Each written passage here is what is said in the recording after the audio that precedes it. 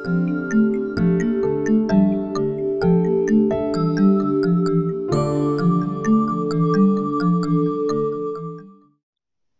hari ini kita membahas kembali kelanjutan dari surat Al-Anfal kita, ayat 50 dan seterusnya. Kita ulangi sedikit dari ayat 49. Ini ayat 49. Allah berfirman, "Idz yaqulul munafiquna walladzina fi qulubihim maradun." Jadi di surat Al-Anfal ini Allah berbicara tentang perang. Kita bicara bahwa ini Al-Anfal turun berkenaan dengan perang Badar sekitar 2 tahun setelah Nabi bermukim di Yastrib atau Madinah. Di sana tentu ada orang yang namanya satu negara, tidak semua memiliki kesetiaan kepada negaranya, yaitu untuk menjaga kedamaian dan kesejahteraan. Ada di antara mereka yang bekerja sama dengan pihak-pihak luar untuk menghancurkan, mengacaukan, membuat kekacauan dari dalam negaranya. Mereka inilah yang kemudian dikenal atau digelari dengan istilah al-munafiqun.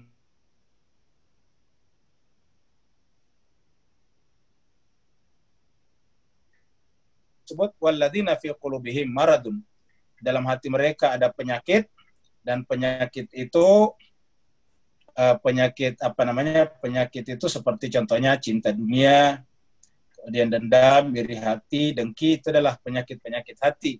Pokoknya Al-Quran mengatakan di dalam kalbu manusia bisa juga terserang penyakit. Dan orang-orang seperti inilah yang melihat kebenaran secara terbalik. Kebenaran dilihatnya sebagai kebatilan, sedangkan kebatilan dilihatnya sebagai kebenaran. Makanya surat Al-Anfal di awal kita sudah ceritakan bahwa tujuannya adalah agama datang liyuhiqqal haqqa wa yubtilal batilah, membenarkan yang benar dan membatilkan yang batil. Nah, maka bagi mereka justru orang-orang beragama, orang beriman, orang yang bersama dengan Nabi disebut sebagai orang-orang yang garraha ula'i dinuhum. Mereka adalah orang-orang tertipu oleh agama, kata mereka.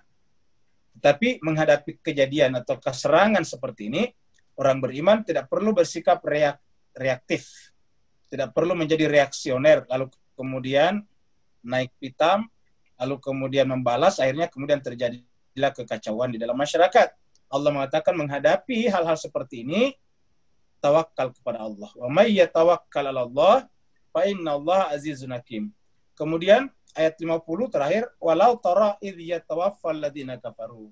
Kita sudah bicara bahwa nanti kalau orang meninggal dunia, orang-orang yang diwafatkan itu dalam keadaan punya penyakit dalam hatinya, maka Allah SWT pukul mereka melalui malaikat. Jadi malaikat-malaikat yang menjemput, mengambil nyawa mereka, mensakratul mautkan mereka, yadribuna wujuhahum, memukul-mukul wajah-wajah mereka, wa adbarahum, dan punggung-punggung mereka, seraya pada saat itu disuruh merasakan azab yang keras. Jadi yang namanya azab bukan hanya di neraka, tapi pada saat orang sakratul maut. Pada saat kita berada dalam tekanan sakratul maut, kita sudah bisa merasakan azab yang sangat keras, yaitu azab versi sakratul maut. Sini dikatakan wadzuqu adzabal harik, dan rasakanlah azab yang pedih itu. Ayat seperti ini kita temukan juga di dalam surat Muhammad, surat 47 ayat 27. Kemudian ayat berikutnya ayat 51, ayat baru. Allah berfirman, "Dzalika bima qaddamat aydikum." Dzalika, yang demikian itu. Jadi ini tadi diwafatkan dalam keadaan dipukul wajah mereka, dipukul punggung mereka, seraya disuruh merasakan azab yang pedih. Jadi ada dua hal yang Allah Subhanahu wa taala suruh rasakan kepada mereka, yaitu kita lihat adalah wajah mereka, ini wajah, lalu kemudian adbar, punggung-punggung mereka. Jadi yadribuna wujuhahum wa adbarahum, dipukul oleh malaikat wajah mereka dan adbarhum. Dua-duanya ini tentu simbolik. Ya, wajah artinya simbol harga diri setiap orang, sedangkan adbar, punggung, adalah simbol eksistensi, kemampuan bertahan, survival seseorang. Jadi orang bertahan itu berdasarkan punggungnya, kita bisa berdiri karena punggung. Kemudian wajah, harga diri kita di wajah.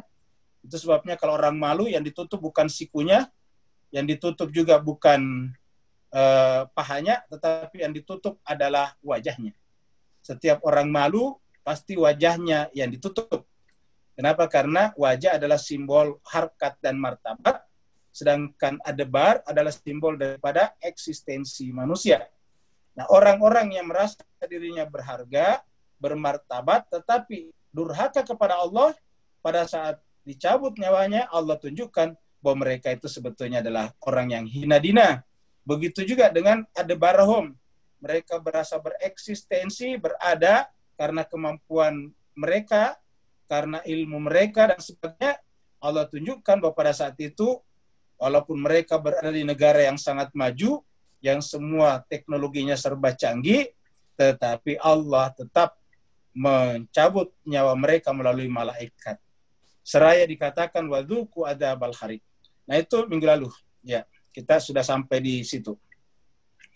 Sekarang kita teruskan dzalika bima qaddamat aydikum. Allah mengatakan yang demikian itu bima qaddamat aydikum. Jadi dzalika yang demikian itu bima qaddamat aydikum. Artinya Allah memberikan tadi itu di atas, ya. Allah memberikan ini bukan karena Allah Subhanahu wa taala memukul, Allah Subhanahu wa taala benci kepada mereka atau zalim kepada mereka, tetapi kata Allah itu adalah akibat perbuatan mereka sendiri. Bima qaddamat aidi, tangan di sini artinya perbuatan. Jadi kita menemukan di sini kata tangan, ya. Kita menemukan di sini kata tangan. Ya, kata tangan. Aidikum ini. Jadi dzalika bima qaddamat aidikum, tangan. Aidi itu adalah bentuk jamak dari yad. Dzalika bima qaddamat aidikum. Yang demikian ini karena perbuatan. Qaddamat itu adalah akibat perbuatan. Jadi qaddamat. Qaddamat itu perbuatan. Aidikum, tangan mereka. Jadi artinya jemaah sekalian, Allah SWT memberikan kepada kita benar-benar sepenuhnya otoritas untuk menentukan hitam putihnya nasib kita. Jadi kita masuk surga atau neraka benar-benar karena perbuatan kita. Jadi bergantung kepada perbuatan kita. Jadi penekanannya di sini jemaah sekalian adalah pada perbuatan. Ya. Jadi pada perbuatan. Jadi penekanannya adalah pada perbuatan. Qaddamat. Dzalika bima qaddamat aydikum. Yang demikian itu karena Allah Subhanahu wa taala memberikan imbalan balasan atas perbuatan kalian. Wa annallaha, dan sungguhnya Allah Subhanahu wa taala laisa, tidak pernah, bizallamin. Jadi Allah itu tidak pernah zalim. Jadi penekanannya Allah tidak pernah zalim kepada hambanya. Ya. Allah tidak pernah zalim. Jadi wa annallaha laisa bizallamin. Allah itu tidak zalim kepada hamba-hambanya.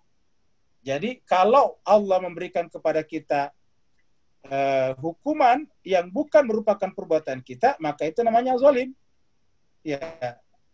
Nah, kita lihat di sini kata-kata lil abid, kepada hamba-hambanya. Kata-kata lil abid di sini di tempatnya dikatakan lil ibad. Kalau abid, apa bedanya? Sama-sama dari kata abad, tapi kalau bentuk jamak, ya ada bentuk jamaknya ibad, jadi ada ibad, ya. Ada ibad. Kalau ibad itu artinya hamba-hamba yang terpilih. Ibadun, ibadur rahman, ibadullah. Ya, wa idza sa'alaka ibadi. Nah, itu ibad. Tetapi kalau al-abid, abid, jadi ba baru ya ke bawah, abid, itu artinya manusia secara keseluruhan. Jadi kalau abid seluruh manusia. Sedangkan kalau ibad ini hanya pada hamba-hamba yang terpilih saja. Seperti kata ibadur rahman, ibadur rahman. Hamba-hamba Allah yang pengasih. Nah, sedangkan di sini kita lihat menggunakan kata lil abid, ya, menggunakan kata lil abid. Ya. Jadi seluruh hambanya. Jadi artinya kepada manusia manapun, baik itu menerima Islam atau tidak menerima Islam, baik itu bertuhan atau tidak bertuhan, semuanya hakikatnya adalah hamba-hamba Allah juga. yang dalam bahasa Arab menggunakan kata abid, dan Allah tidak pernah zalim kepada mereka. Kadabi ali fir'aunah. Contohnya, diberikan contoh. Kak di sini artinya seperti, sebagaimana. Dakbi, keadaan, kondisi, atau yang terjadi pada, sebagaimana yang terjadi, sebagaimana yang kami kenakan, timpakan kepada siapa? Ali Fir'aunah, kepada pengikut Fir'aun. Jadi sebagaimana kami kenakan kepada pengikut Fir'aun. Ali Fir'aunah. Sebagaimana kami kenakan kepada pengikut Fir'aun.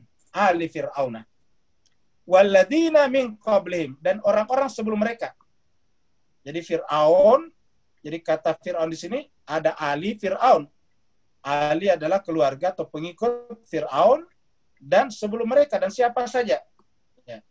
Jadi ketika Allah menimpakan derita kepada Fir'aun, kepada keluarga Fir'aun ini, ketika Allah memberikan derita kepada pengikut Fir'aun, dan tentu Fir'aun juga, ya, tanpa kecuali Fir'aun, walladzina min qablihim, dan orang-orang sebelum mereka. Ya. Dan orang-orang sebelum mereka, min qablihim, itu Allah tenggelamkan Fir'aun dan pengikutnya. Allah hancurkan kaum Ad, ini qablihim, kaum Ad, kaum Samud, kaumnya Nabi Nuh dan sebagainya. Itu disebabkan karena mereka kafaru. Jadi penyebabnya adalah karena mereka sendiri yang kafaru. Ya. Mereka adalah kafaru. Penyebabnya adalah karena kafaru, mereka ingkar. Jadi penyebabnya adalah kafaru. Kepada apa mereka kafaru? Ya, kita lihat penyebabnya mereka kafaru itu adalah kepada ya ayat-ayat Allah. Kita lihat ayat Allah. Jadi penyebabnya adalah biayatillah. Kafaru biayatillah. Jadi mereka ingkar kepada siapa? Ayatillah, ayat-ayat Allah. Jadi kafaru biayatillah. Mereka kafaru ingkar, menolak ayat Allah. Siapa yang dimaksud dengan ayat Allah di sini? Tentu ayat Allah dalam bentuk ciptaan, ayat Allah dalam bentuk tulisan, yaitu kitab suci, dan ayat Allah dalam bentuk orang suci, nabi dan rasul. Jadi mereka menolak rasulnya, hakikatnya menolak kitab suci yang dibawa rasulnya. Mereka menolak rasulnya, nabinya, orang sucinya, hakikatnya menolak juga keberadaan tanda besaran Allah di alam semesta. Kenapa? Karena nabi dan rasul datang mengajarkan kepada manusia tentang alam semesta. Bahkan Nabi Muhammad kita disebut sebagai rahmatan lil alamin. Jadi kafaru bi ayatillah. Mereka ingkar, menolak, menutup diri terhadap ayat-ayat Allah. Nah, karena mereka ini Fir'aun, pengikut Fir'aun, dan orang-orang sebelumnya kafaru, mengingkari bi ayatillah, maka kemudian maka. Nah, ini kan kata-kata maka di sini jemaah sekalian. Jadi kata-kata maka di sini ini maka ya. Kata maka di situ menunjukkan bahwa akibat, kan jika maka. Jika hujan turun, maka saya tidak akan datang. Kan berarti bahwa syaratnya dipenuhi. Maka fa itu adalah jawaban atas syarat. Jika adalah syarat, fa jawaban atas syarat. Jika hujan, maka saya tidak datang. Jika sakit, saya tidak akan datang. Nah, jadi fa itu menunjukkan jawaban atas syarat. Karena syaratnya terpenuhi, yaitu mereka mengingkari, menolak ayat Allah, fa maka. Nah, kita lihat maka. Terjemahnya juga adalah menggunakan kata maka. Ya. Fa'akhadhahumullahu bizunubihim. Maka Allah Subhanahu wa taala menghukum mereka. Fa'akhadhahumullahu bizunubihim. Allah menghukum mereka. Fa'akhadhahumullahu. Ya, bizunubihim. Kenapa? Karena dosa-dosa mereka sendiri. Jadi karena dosa-dosa mereka sendiri. Bizunubihim. Jadi kata kuncinya di sini adalah bizunubihim. Jadi dosa-dosa mereka. Jadi penyebabnya adalah dosa.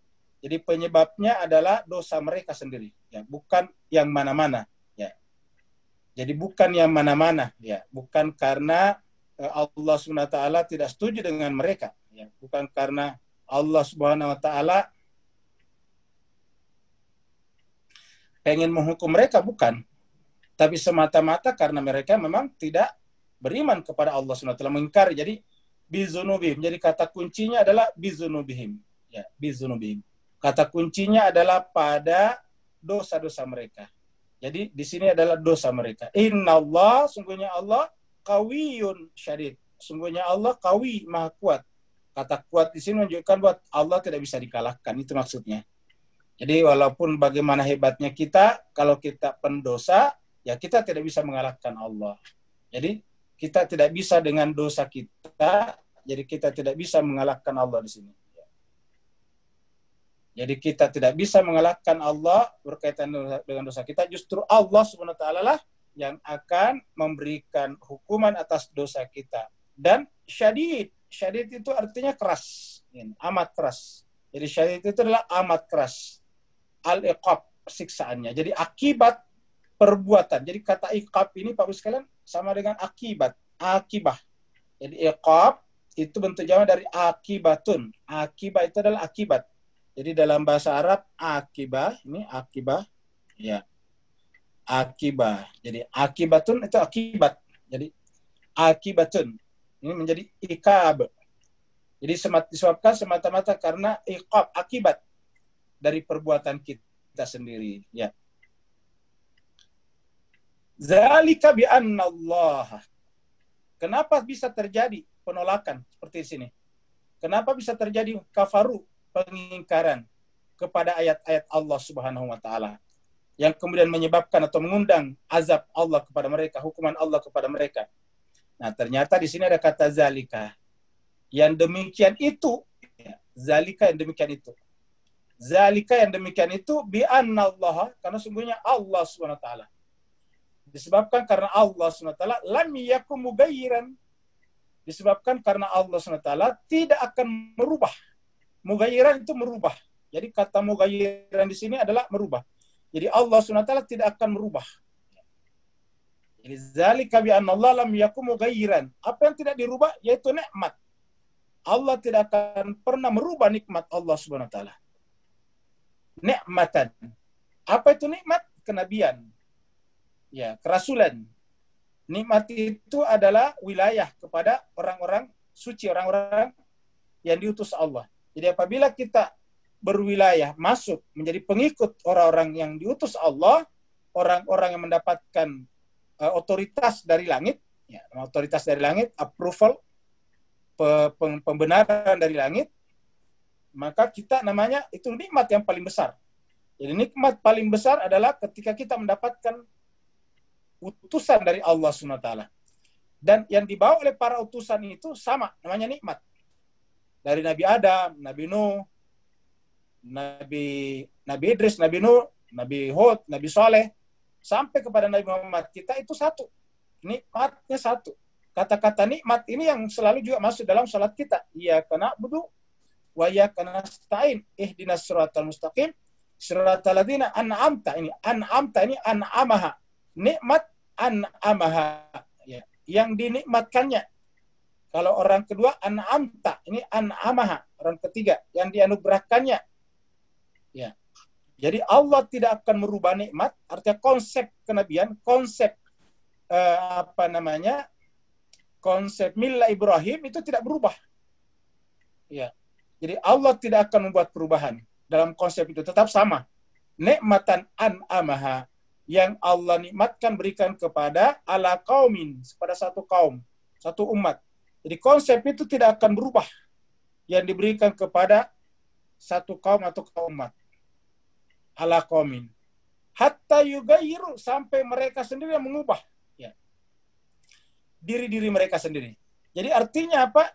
Jadi tadi azab yang diberikan itu karena mereka merubah diri mereka. Yughayyiru ma bi anfusihim. Mereka merubah diri mereka sendiri. Jadi nikmat tidak mungkin menyesuaikan dengan diri mereka. Jadi nikmat di sini tidak mungkin menyesuaikan diri dengan diri mereka. Anfusim tidak mungkin. Jadi, ya kalau kita simpulkan jemaah sekalian, bahwasanya ini nikmat Allah tidak mungkin ya Allah sesuaikan dengan diri mereka. Nikmatan an'amahat tidak mungkin disesuaikan dengan diri mereka. Nah, hanya dua kemungkinan. Mereka lah yang merubah nikmat itu, maksudnya membuat terdeviasi, keluar dari rel kenikmatan yang sebenarnya, keluar dari rel milah Ibrahim. Yang kedua, kalau mereka sekarang sudah berada di luar wilayah ini, Ya, mereka harus merubah dirinya untuk masuk kembali di sini. Nah, itu yang disebut dengan hatta yughayyiru ma bi anfusihim. Ya, jadi sebetulnya nikmat tidak pernah berubah. Konsep kenabian, konsep milah Ibrahim tidak pernah berubah dari dulu sampai sekarang. Yang berubah adalah diri-diri manusia. Ya, jadi diri-diri kita lah, manusia lah yang berubah. Ya, jadi kita lihat mughayyiran di sini adalah perubahan. Yang dilakukan oleh siapa? Diri kita. Jadi yughayyiru ma bi anfusihim. Karena berubah pada diri kita, akhirnya kita juga merubah apa yang ada pada nikmat Allah. Kalau kita sudah jauh dari nikmat Allah, kita juga harus berubah untuk kembali ke sini. Jadi keluar dan masuknya kembali, masuk kembali sini adalah benar-benar tergantung kepada diri kita. Ini kembali ke sini. Jadi tadinya di sini keluar, di sini harus balik lagi. Ujung-ujungnya semuanya adalah nikmat. Ya. Yughayyiru. Kita harus ada keinginan untuk merubah.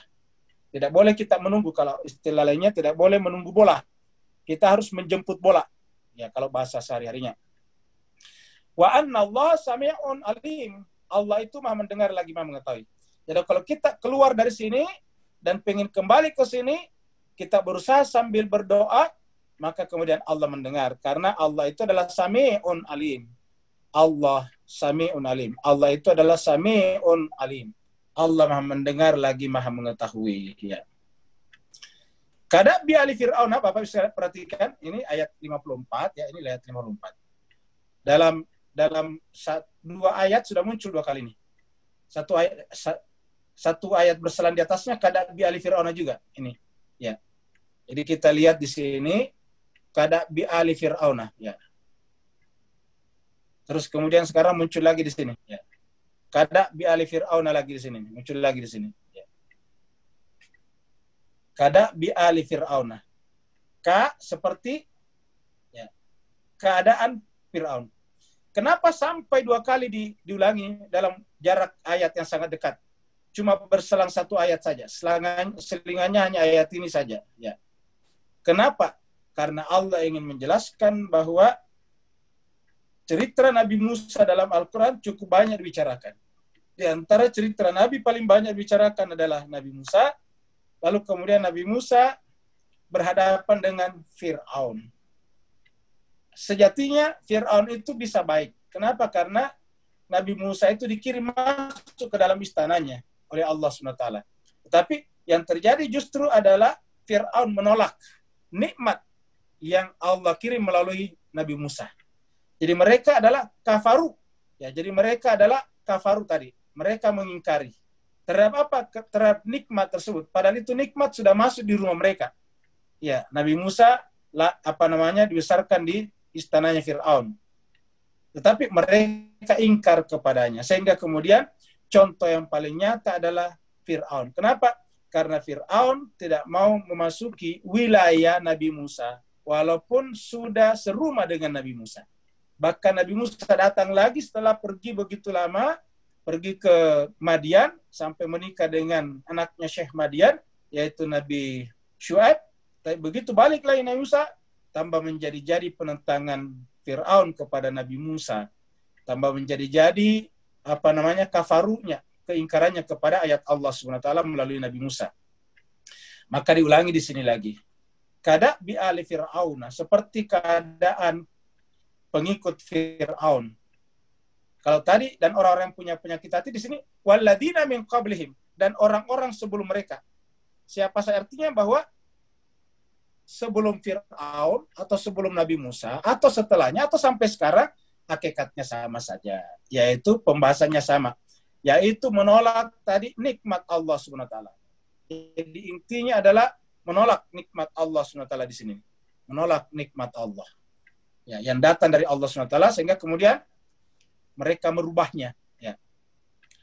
Merubah konsepnya. Jadi konsep yang datang dari Allah dirubah. Wah, namanya agama yang benar adalah agama yang diturunkan oleh Allah. Karena agama diturunkan melalui apa? Tentu bukan melalui hujan, tetapi melalui manusia suci.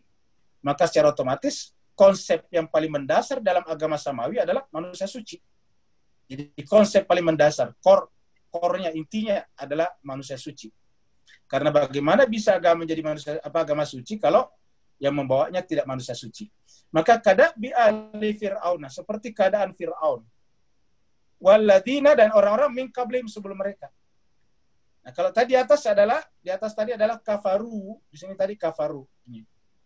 Kalau tadi di sini adalah kafaru, ya. Sekarang di sini adalah kadzabu, ya. Ini adalah kadzabu. Ini adalah kadzabu sekarang. Ya. Jadi tadi kafaru, sekarang kadzabu bi ayati rabbim, sama. Kadzabu bi ayati rabbim. Mereka itu adalah menolak ayat-ayat Tuhannya. Kadzabu bi ayati rabbim. Kadzabu bi ayati rabbim. Mereka mendustakan, menolak bi ayati rabbim, ayat-ayat Tuhannya. Ya, karena mereka kadzabu, mendustakan. Kalau tadi menolak, kafaru, kadzabu, mendustakan. Jadi apa bedanya kafaru dengan kadzabu? Kafaru ini, ya, kalau kafaru memang EGP, dia nggak mau pikirin. Emang gue pikirin kalau kata orang biasa. Jadi kafaru itu adalah, ngapain saya pikirkan masalah begituan? Yang penting saya harus makan besok. Nah, kira-kira begitu.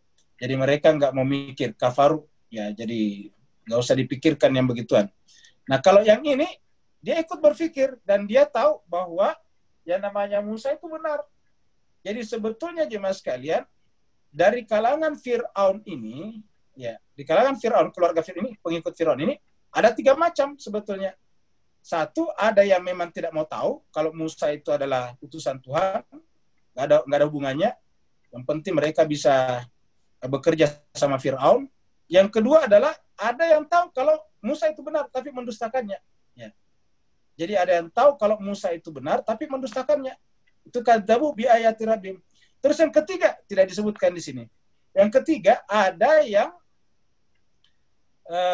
tahu kalau Musa itu benar dan diam-diam mengikuti Nabi Musa. Jadi ada kita di mana ayatnya kita bisa lihat. Nah, mari kita lihat surat Surat 47, surat 40 maksudnya. Ya.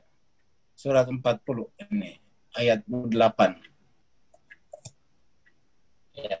Nah, ini dia. Wa qala rajulun mu'minun min ali fir'aun. Bapak bisa lihat di sini. Wa qala rajulun min ali fir'aun. Jadi berkatalah seseorang dari pengikut Fir'aun. Jadi sama tadi ayatnya. Jadi sama tadi ayatnya. Kita lihat di sini. Jadi kata-kata ali Fir'aun juga muncul lagi di sini. Ali Fir'aun. Jadi berkata qala rajulun, berkata seseorang laki-laki min mu'minun, tapi mukmin. Di sini penekanannya adalah mukmin. Dia adalah seorang mukmin. Ya. Jadi dia adalah seorang mukmin di sini. Mukminun. Wa qala rajulun mu'minun min ali Fir'aun. Dari pengikut Fir'aun. Tetapi yaktumu imanahu, menyembunyikan imannya. Sayangnya dia menyembunyikan imannya, Bapak Ibu sekalian. Ya. Kenapa menyembunyikan imannya? Ya, ini yaktumu imanahu. Yaktumu imanahu, menyembunyikan imannya. Ya. Jadi artinya apa? Fir'aun tidak tahu, karena kalau dia tidak menyembunyikan imannya pasti dibunuh oleh Fir'aun. Jadi ada seseorang yang mukmin tetapi dari pengikut Fir'aun. Makanya jemaah sekalian, dari ayat ini menjelaskan kepada kita, kita tidak bisa dengan gampang menyalahkan orang yang berada dalam sistem yang rusak. Karena boleh saja jadi ada di sana yang baik. Jadi di dalam sistem yang rusak, sangat mungkin ada orang baik di sana. Buktinya ini adalah Fir'aun adalah sistemnya rusak, tetapi ternyata dari kalangan mereka, dari ahli Fir'aun, itu ada rajulun, ada seseorang yang mukminun dan diakui dalam Al-Quran. Cuma yaktumu imanahu, dia menyembunyikan imannya. Berkatalah dia, ataktuluna rajulan. Ataktuluna rajulan. Apakah kalian?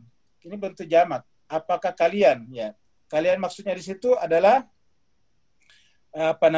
Ya, kalian di sini adalah kalian di sini adalah yang ini tadi. Pengikut-pengikut Fir'aun. Ataktuluna rajulan. Apakah kalian akan membunuh seseorang?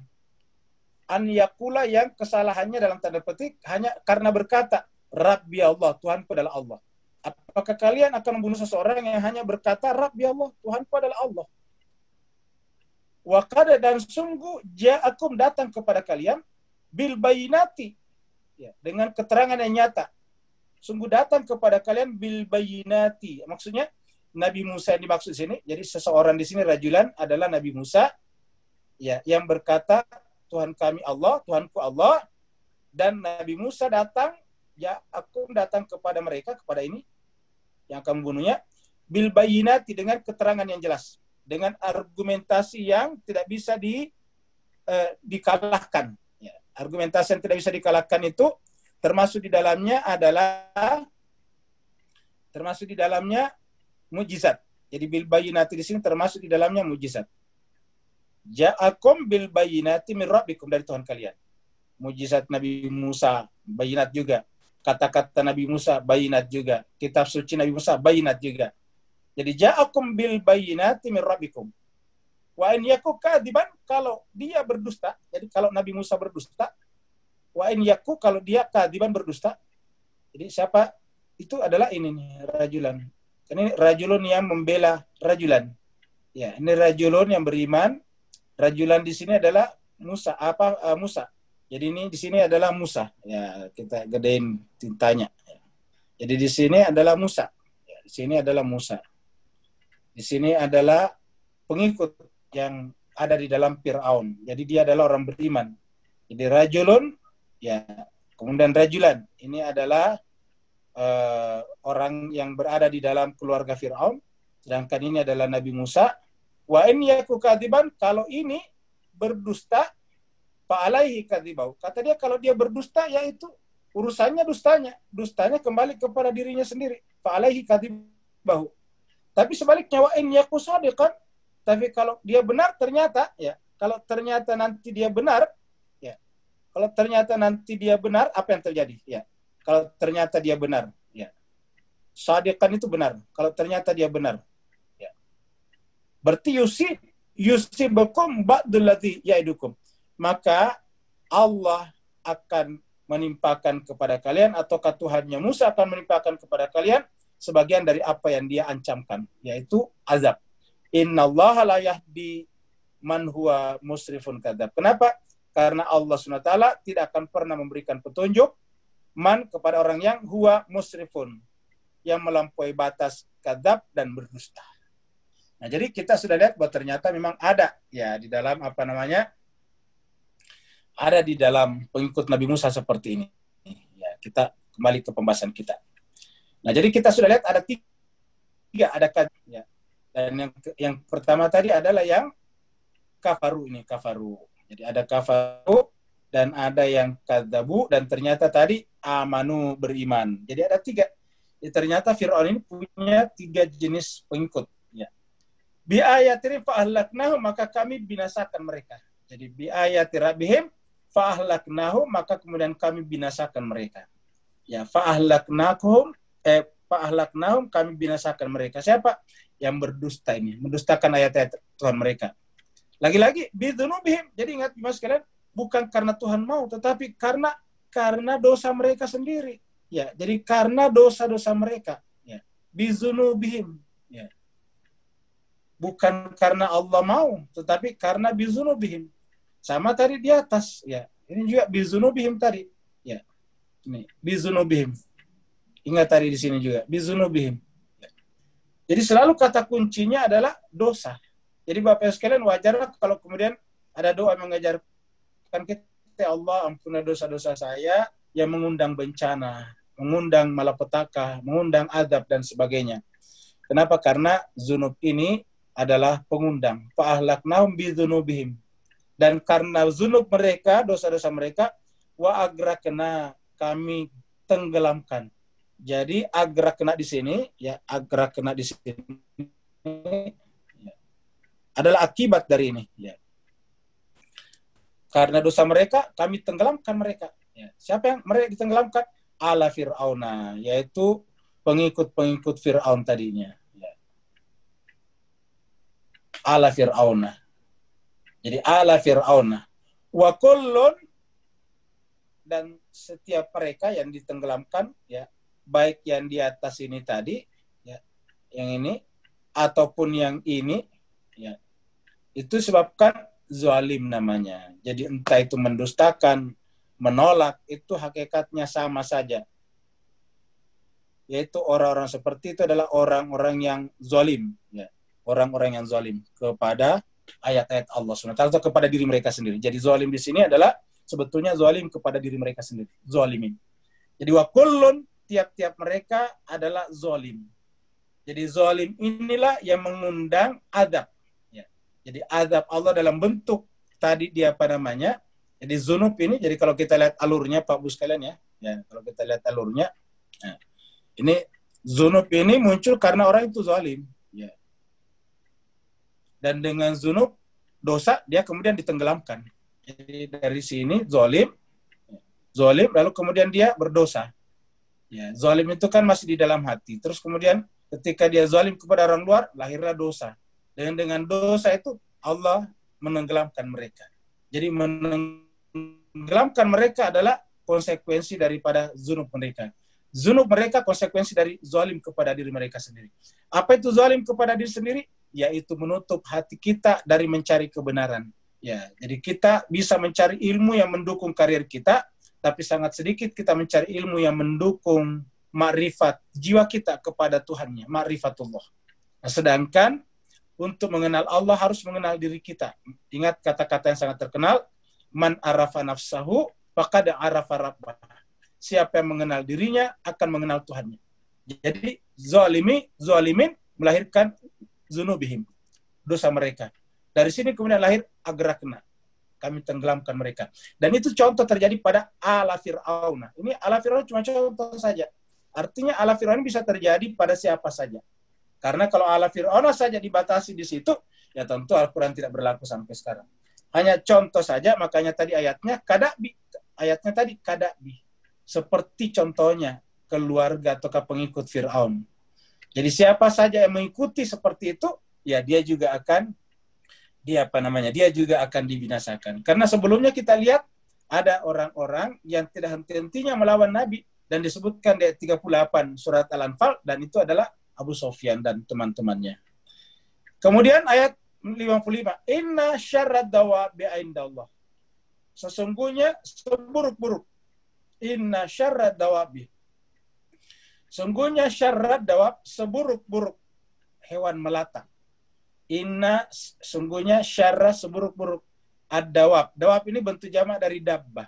Dabbah itu adalah hewan melata seperti ular, cacak, apalagi kayak komodo. Ya.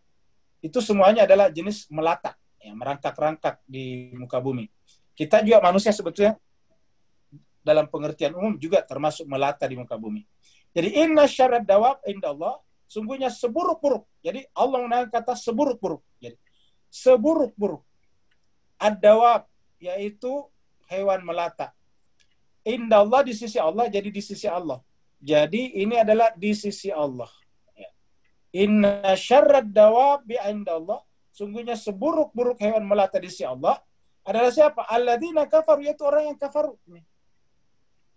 Menutup diri terhadap ayat-ayat Allah. Karena dia menutup diri, fahum la yu'minun. Jadi kata-kata la yu'minun di belakang itu adalah konsekuensi sebetulnya. Jadi la yu'minun di sini ya, adalah konsekuensi dari sini. Ya. Nah, jadi gara-gara dia kafaru, menolak diri, fahum, maka mereka la yu'minun.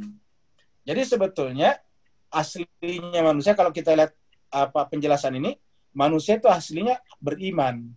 Nah, menjadi tidak beriman apabila kafaru. Kafar itu apa? Kita sudah terangkan, kafir. Ya. Jadi kata kafar itu adalah kafir. Jadi cover itu adalah kafir ya, tulisannya. Ya. Jadi cover atau kafir itu sama dari kata situ, kafaru. Seperti cover bed misalnya. Ya. Maka itu adalah menutup. Jadi menutup hati. Jadi di dalam hati itu ada fitrah, cermin, kaca untuk melihat kebesaran atau wajah Allah. Tapi ketika kita tutup, maka kemudian tidak kelihatan. Itu namanya kafaru, menutup. Nah, aslinya kalau tidak kafaru, dia beriman. Ya, jadi ketika dia kafaru, maka tambah la. Jadi tambahan la di depannya itu gara-gara tambahan la di sini gara-gara kafaru. Ya. Aslinya adalah ini. yu'minun. Ya. Jadi kafaru fahum la yu'minun. Makanya apa yang menyebabkan orang kafir? Egonya. Makanya kalau kita lawan ego kita, ya, maka kita akan beriman. Di dalam surat Al-Baqarah dikatakan la ikraha fid din qad tabayyana rusydu minal ghayy. Wa may yakfur bit-taghut. Jadi yakfur bit-taghut wa yu'min billah. Mengingkari tagut yaitu egonya, wa yu'min billah, baru beriman kepada Allah. Jadi kata beriman di situ di surat Al-Baqarah 256 itu adalah kelanjutan atau nomor 2 setelah kafaru. Harus kafaru kita apa? Kepada ego kita. Baru kita beriman. Ya. Jadi ini, gimana sekalian? Ini ayat 55 ini kita sudah temukan di ayat 22. Ayat 22 apa? Surat ini juga surat apa namanya? Surat Al-Anfal juga. Ya, coba kita lihat. Surat 8 ya. Surat 8 ayat 22. Ya. Nah, ini mirip. Inna syarrad dawabi. Inna syarrad dawabi, sungguhnya seburuk-buruk dawab sama indallah itu sama tadi. Inna syarrad dawab indallah sampai di sini sama. Ya. Inna syarrad dawabi indallah. Siapa? As-summu, yaitu yang tuli, tidak mau mendengar. Ya. Sekarang setiap orang punya apa namanya? Punya handphone, dan handphone itu pasti ada speakernya, suaranya. Nah, saya kira mungkin lebih banyak kita mendengar yang lain daripada mendengar Al-Quran dibacakan. Ya. Jadi Al-Quran mengatakan inna syarrad dawabi indallah as-summu, karena mereka tuli, nggak mau mendengar. Al-bukmu, nggak mau lagi bertanya, nggak mau lagi berdiskusi dengan orang lain. Ya, nggak mau lagi membangun kalimat-kalimat. Kalau dalam membangun kalimat-kalimat, kalau dalam logika namanya proposisi. Ya. Alladzina, yaitu orang-orang yang. Jadi siapakah mereka ini? Adalah orang-orang yang. Ya. Jadi orang-orang yang siapa? Yaitu la yaqilun. Jadi inna syarrad dawabi indallah as-summul bukmul ladzina la yaqilun, yaitu yang tidak menggunakan akal pikirannya. Jadi orang-orang yang tidak menggunakan akal pikirannya. Ya. La yaqilun. Inna syarrad dawabi indallah as-summul bukmul ladzina la yaqilun. Tidak menggunakan akalnya nih. La yaqilun. Dari kata akal. Jadi kita artikan la yaqilun itu tidak menggunakan akalnya. Ya. Tidak menggunakan akalnya. Jadi la yaqilun. Dari kata ini. Dari kata aklun. Jadi ini dari kata aklun. Aklun. Aklun itu lahirlah kemudian ini. Jadi layak kilun. Jadi aklun lahirlah layak kilun. Tidak menggunakan akalnya. Ya. Jadi inna syarra dawabi indallah as-summul bukmul ladzina layak kilun. Tidak menggunakan akalnya. Apa itu akal? Bagian daripada fitrah. Ya. Di sini katakan walau alimallahu fihim khairan la asmahum. Seandainya Allah tahu fihim, di dalam hati mereka khairan, ada kebaikan. Nah, jadi artinya apa? Di dalam hatinya tidak ada kebaikan. Jadi kuncinya Bapak Ibu sekalian, bahwa di dalam hati mereka itu tidak ada kebaikan. Karena katakan seandainya Allah tahu di dalam hati mereka ada khairan. Walau alimallah, seandainya Allah tahu fihim, di dalam hati mereka khairan, lasmahum, Allah akan membuat hati mereka mendengar. Ya. Sehingga tidak lagi menjadi tuli di sini. Ya. Tidak lagi tuli. Jadi la asmahum. Ya. Walau asmahum, seandainya pun karena tidak ada kebaikan dalam hatinya, walau asmahum, seandainya Allah membiarkan mereka mau mendengar kebenaran, misalnya Allah membuka pintu telinga mereka untuk mendengarkan, tetapi di dalam hatinya tidak ada kebaikan di sini. Ya. Maka apa yang terjadi? Lawatawallau, niscaya tetap mereka berpaling. Ya. Mereka tetap akan menolak. Wahum mu'ridun, dan mereka kemudian berbalik ke belakang. Mereka menolak, tawallau, dan berbalik ke belakang. Jadi seandainya pun Allah kasih pendengaran kepada mereka, mereka tetap tidak akan mendengar. Jemaah sekalian, ini ayat kita sudah temukan di ayat 22. Inna syarrad dawabi indallah asmul bukmul ladzina la yaqilun. Ya. Nah, jadi kita kembali ke pembahasan kita. Jadi Inna syarra dawabi indallah alladzina kafaru fahum la yu'minun. Alladzina ahadta. Orang-orang yang engkau, ya tentu di sini maksudnya Nabi Muhammad. Alladzina, orang-orang yang ahadta, yang kau telah membuat ahad. Ini ahadta di sini ahad. Minhum, dari mereka, summa yang kuduna, kemudian mereka yang kuduna memutuskan, mengingkari ahdahum, ahad mereka. Nah, jadi makanya kita lihat kata nikmat tadi di atas itu pasti adalah berkaitan dengan kepada orang suci tadi. Ya. Jadi kata-kata ayat di sini ini adalah berkaitan dengan ini. Bi ayati rabbihim, terkait dengan apa tadi? Terkait dengan ahad. Ya. Terkait kata ahad tadi di sini. Ya. Ahad. Nah, mereka ingkari alladzina. Jadi yang dimaksud dengan tidak beriman di sini menutup diri, ujung-ujungnya seperti Fir'aun juga. Itu apa? Yaitu orang-orang yang walaupun Nabi membuat ahad dengan mereka, tetap mereka akan merusak, mengingkari ahad mereka, ahdahum. Jadi kata kuncinya di sini adalah ahdahum. Setiap kali ada kesempatan. Jadi setiap kali bikin ahad pasti mereka rusak. Kulli marat, tiap kali kamu Muhammad bikin ahad dengan mereka, membuat mereka berbaiat, summa yang kuduna ahdahum. Kemudian mereka mengingkari ahad mereka. Jadi mereka mengingkari ahad mereka. Ya. Jadi di sini kata kuncinya adalah ahad. Ya. Jadi kata kuncinya adalah ahad mereka. Ya. Nah, kita lihat. Jadi kata kuncinya di sini jemaah sekalian adalah kata ahad. Ya. Jadi kita perbesar kata ahad karena ini sangat penting. Ya. Ahad mereka. Ya. Nah, jadi jemaah sekalian, ahad di sini, ya. Ya. Ahad. Kata dasarnya adalah ini, ahad. Ya. Kata dasarnya adalah ahad ini. Ahad, ahdun. Ahad itu adalah janji kepemimpinan. Maka cerita surat Al-Anfal ini adalah berbicara lagi kelanjutan daripada milah Nabi Ibrahim. Yang paling parah terjadi adalah pada kasusnya Nabi Musa. Makanya kemudian berkali-kali bicarakan tentang kasus Nabi Musa. Dan Nabi Musa berkaitan dengan apa? Fir'aun. Kada bi ali Fir'aun. Nah, maka kita wajarlah kalau kemudian Fir'aun. Kenapa? Karena di sana orang lebih memilih Fir'aun. Kenapa? Fir'aun adalah raja. Fir'aun adalah raja. Sedangkan Musa bukan raja pada saat itu.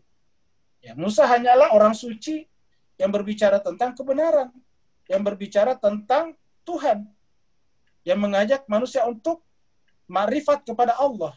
Sedangkan Fir'aun memegang seluruh simpul-simpul kehidupan duniawi manusia. Maka kemudian manusia banyak berpihak kepada Fir'aun. Kita lihat tadinya hanya satu orang daripada pengikut Fir'aun yang benar diam-diam beriman kepada Nabi Musa. Ya. Dan jemaah sekalian, kondisi ini berlangsung sampai sekarang. Ya, di mana-mana orang bisa melakukan apa saja kalau raja yang menyuruhnya. Ya. Kita lihat jemaah sekalian kasus-kasus dari dulu, ketika ada kerajaan-kerajaan, maka kemudian pembawa kebenaran rata-rata korban karena itu. Ya. Korban. Apa sebabnya? Ya, karena itu tadi raja. Dalam Al-Quran dikatakan kalau kerajaan itu cenderung akan merusak negara-negara lain. Nah, tentu yang dimaksud kerajaan di situ adalah kerajaan terutama yang bersifat monarki absolut. Ya, karena monarki absolut itu kan tidak ada yang mengontrol rajanya. Nah, jadi jemaah sekalian berbahagia, jadi kata kuncinya di sini yang kita harus pegang adalah ahad. Ya. Jadi setiap kali datang ahad kepada mereka, janji mereka mengingkarinya. Ya. Jadi, dan ini kata-kata ahad ini jemaah sekalian banyak sekali dalam Al-Quran. Ya. Ini ketika kita bicara tentang tentang surat Al-Baqarah dulu ya. Kita kembali ke surat Al-Baqarah. Ya. Ayatnya 27. Ya. Dan dia. Alladzina yang kuduna. Ini kelanjutan dari ayat di atasnya. Innallaha la yastahi ayyadriba matalam ma ba'udatan fama fawqa. Sungguhnya Allah Subhanahu wa taala la yastahi, tidak segan-segan membuat perumpamaan ma ba'udatan, yang rendah seperti nyamuk, fama fawqa, bahkan Allah bisa bikin yang lebih rendah dari itu tapi cuma susah dilihat. Maka yang paling kecil bisa dilihat dan gampang dilihat adalah nyamuk. Fa ammal ladzina amanu, adapun orang beriman, fa ya'lamuna, kita sudah terangkan dulu, kata dasarnya adalah ya'lamuna, mereka tahu, annahul haq, bahwa pada nyamuk itu ada kebenaran. Jadi pada nyamuk saja mereka tahu kebenaran. Min rabbina, dari Tuhan mereka. Sebaliknya, wa ammal ladzina kafaru, ini kafaru lagi, fa yaquluna, mereka akan berkata, madza aradallahu bihadzal matsal, apa sih yang Allah inginkan dengan perumpamaan ini? Nah, jemaah sekalian berbahagia, ayat ini jemaah sekalian kemudian dikutip dalam sebuah hadis. Ketika orang-orang Irak datang berhaji, lalu kemudian datang kepada Ibnu Abbas bertanya tentang pakaian ihramnya yang kena darah. Ya, jadi dia bertanya, wahai Ibnu Abbas, ini ihram saya kena apa namanya? Ihram saya kena kena darah. Ya. Ihram saya kena darah. Ya, kena darah. Lalu kemudian dia mau bertanya, sahkah ihram saya? Sahkah haji umroh saya dengan pakaian ihram yang kena darah? Ya, darah. Lalu kemudian darah nyamuk, maksudnya itu darah itu di ihramnya darah nyamuk. Ini ada nyamuk di sini. Lalu kemudian Ibnu Abbas bertanya kepadanya, Anda dari mana? Jemaah haji dari mana? Dia katakan, kami dari Irak. Ya. Ibnu Abbas mengatakan kepada yang lain, wahai saudara-saudara sekalian, sahabat-sahabat, lihatlah orang Irak bertanya tentang sah tidaknya haji mereka jika manakala ada darah nyamuk yang nempel di ihram mereka. Padahal mereka tidak memperkarakan darahnya cucunya Nabi yang mereka tumpahkan di Karbala. Padahal darah nyamuk saja berdasarkan ayat ini sudah bisa menjadi penyebab tersesatnya seseorang. Al-Quran mengatakan, fa'ammal ladzina amanu, adapun orang beriman, faya'lamuna, mereka tahu annahul haq, bahwa dalam nyamuk saja ada kebenaran. Bagaimana pula manusia?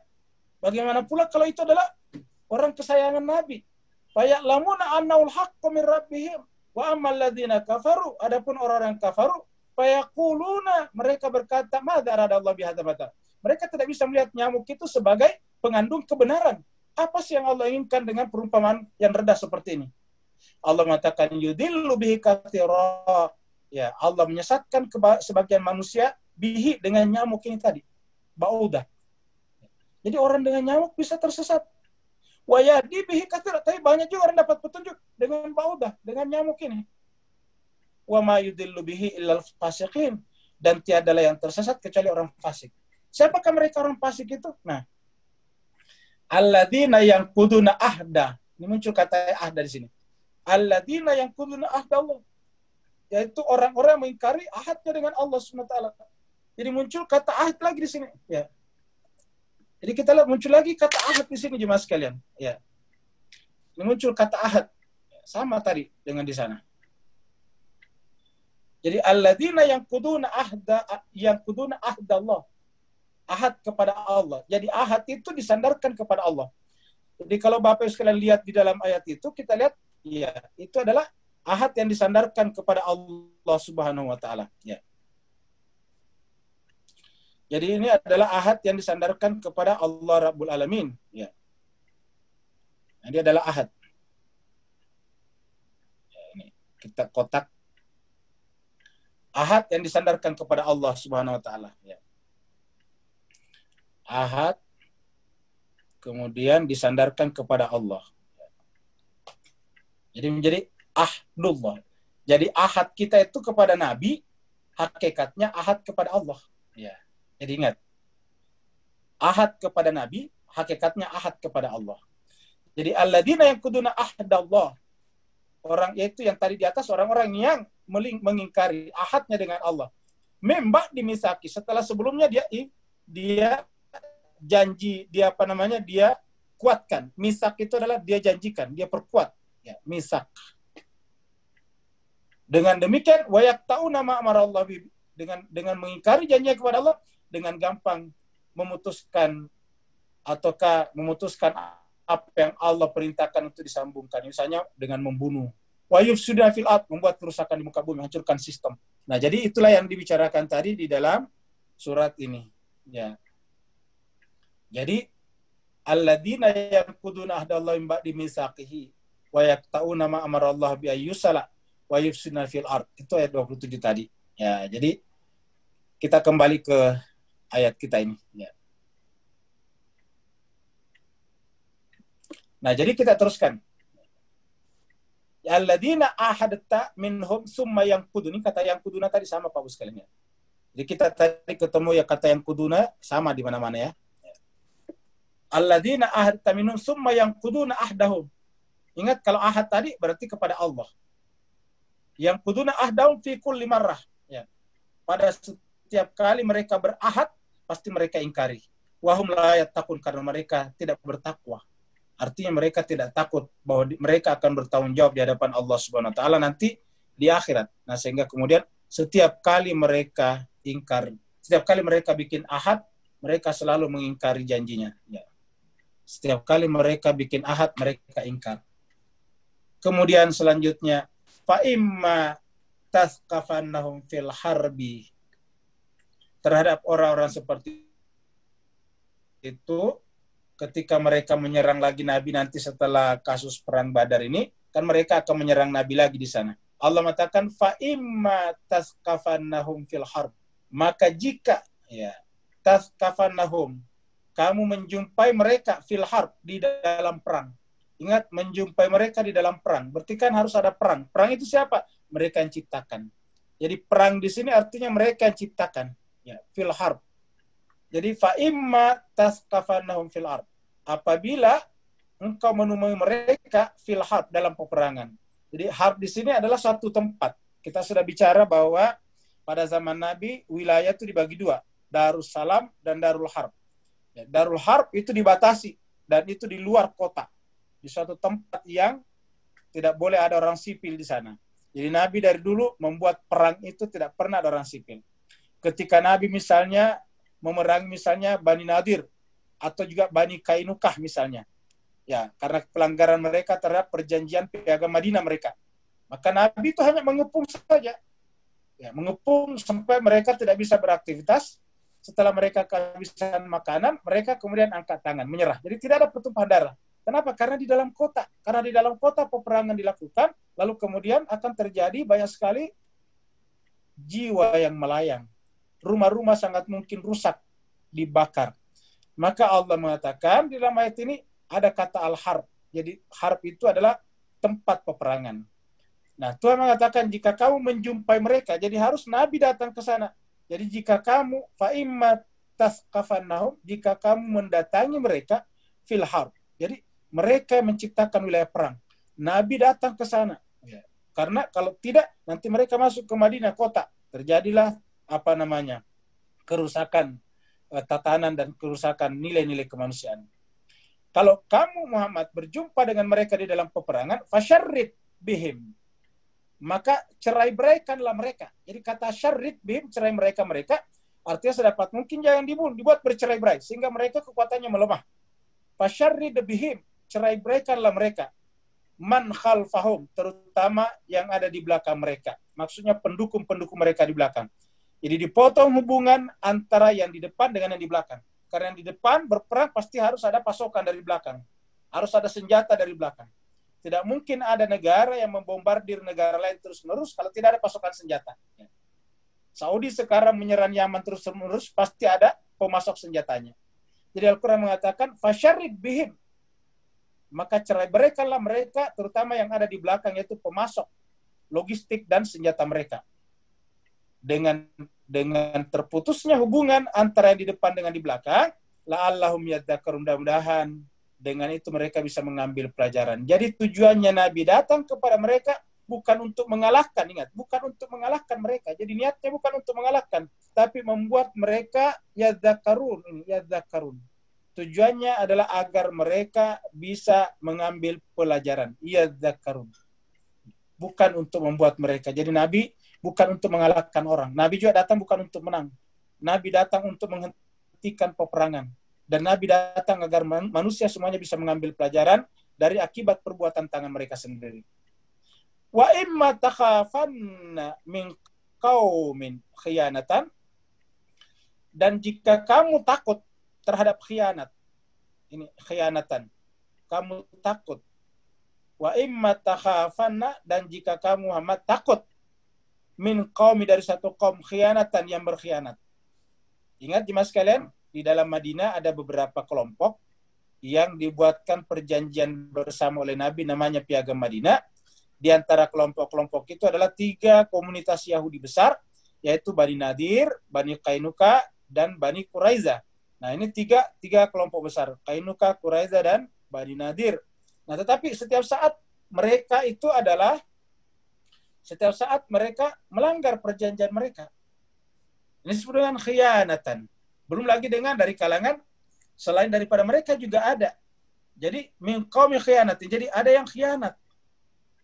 Kalau Nabi diserang dari luar, atau Nabi sedang pergi berperang di sini, mereka yang ada di belakang itu tidak boleh memberontak. Itu adalah perjanjian Madinah. Karena kalau Nabi keluar di medan perang ini, baru kemudian di belakang mereka memberontak, itu namanya khianat. Makanya dikatakan di dalam perjanjian Madinah itu, kamu tidak perlu membantu kami melawan musuh kami. Cukup kamu tidak membantu musuh kami. Kamu nggak perlu membantu kami. Yang penting kamu tidak membantu musuh. Ya. Dan kamu nggak perlu ikut berperang. Cukup kamu jangan melakukan pemberontakan di Madinah. Itu. Tetapi ayat ini menjelaskan bahwa di antara mereka ada yang khianat. Wa imma takhafanna min qaumin khianatan. Jadi khianat di sini adalah mengkhianati bangsa dan negara. Surat Al-Anfal ini berbicara tentang adanya orang-orang yang, karena berbicara tentang negara, tentu khianat kepada negara. Jadi ayat ini berbicara tentang adanya orang-orang, kelompok-kelompok, pihak-pihak yang bisa berkhianat kepada negaranya. Wa imma takhafanna min qaumin khianatan, apabila kamu takut tentang kaum yang berkhianat kepada negara setelah kamu pergi ke sini berperang, fa'anbidh ilaihim ala sawa. Ambiz ilaihim, maka juga kalahkan mereka. Maksudnya lemahkan mereka. Kunci posisi mereka. Fa'ambidh ilaihim ala sawa, dengan cara sama tadi di atas, dengan cara tadi di sini. Fasyarid, jadi tadi di sini fasyarid. Jadi ayat ini berbicara tentang hal yang sama, ya. Ini berbicara ini di sini dengan ini sama. Ya.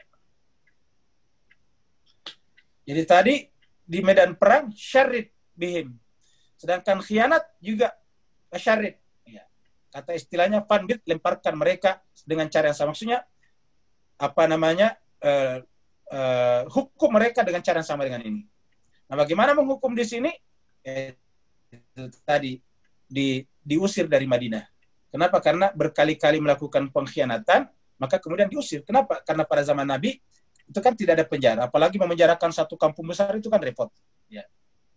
Yang namanya Bani Qainuqa itu satu perkampungan besar. Bani Nadir itu adalah satu perkampungan besar. Ya, Quraiza juga satu perkampungan besar. Nah, jadi karena berkali-kali berkhianat dari dalam, ya diusir. Kalau istilah sekarangnya di persona non gratakan. Ya, bukan dibunuh, nggak ada mereka dibunuh. Mereka disuruh pergi saja. Suruh cari, karena di waktu dulu kan banyak perkampungan ya, banyak tanah kosong. Suruh cari tanah kosong di luar Madinah, di luar wilayah Madinah. Karena kalau dia berada di dalam wilayah Madinah, tetap berbahaya. Kalau Nabi pas pergi berperang, mereka bisa khianat lagi. Ya, terutama jika Nabi sedang pergi berperang. Ya.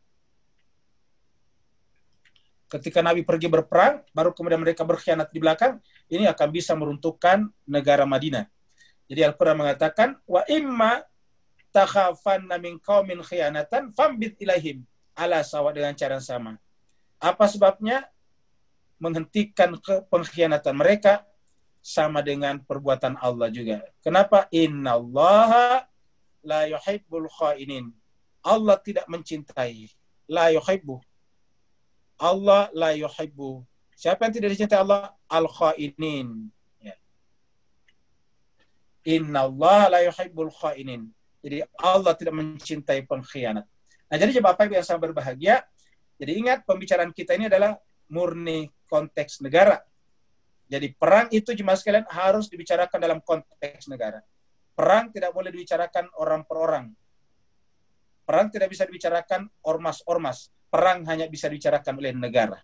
Maka negara lah yang bertanggung jawab atas terjadinya perang atau berhentinya perang. Bukan orang per orang. Bayangkan kalau setiap kelompok bicara perang, menggunakan ayat perang, maka dengan ayat yang sama mereka bisa saling berperang satu sama lain. Maka kata khianat pun di sini adalah kaitannya dengan negara. Wala yahsabanna alladziina kafaru sabaqu innahum la yujizun. dan janganlah menyangka. Jadi orang-orang yang kafaru tadi ini, jadi ini adalah pemberitahuan dari Allah. Ini deklarasi kepada orang-orang yang ingkar. Ini deklarasi kepada orang yang ingkar. Janganlah mereka menyangka bahwa mereka itu dibiarkan lolos. Sabako itu mereka bisa seenaknya berbuat keburukan, berbuat kerusakan, berbuat kejahatan. Jadi jangan sampai mereka berpikir dengan seenaknya mereka melakukan kejahatan. Ya. Mereka tidak bisa seenaknya melakukan itu. Jadi wala yahsabanna alladziina kafaru. Dan janganlah menyangka orang-orang kafaru itu sabaku bisa lolos.